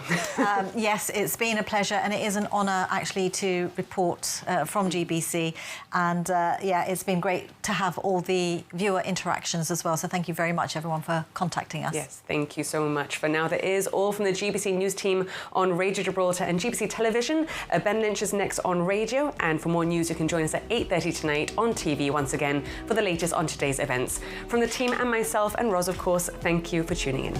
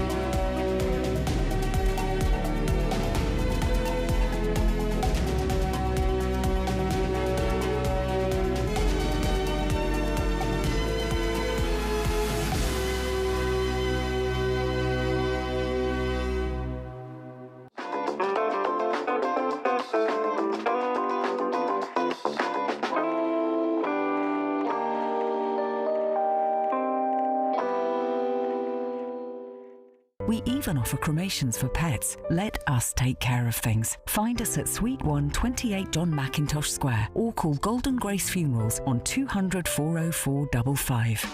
Home maintenance services for all those jobs around the house that never get done. Plumbing, carpentry, electrics, any repairs, big or small, we do it all. Call us today on 200 43 treble.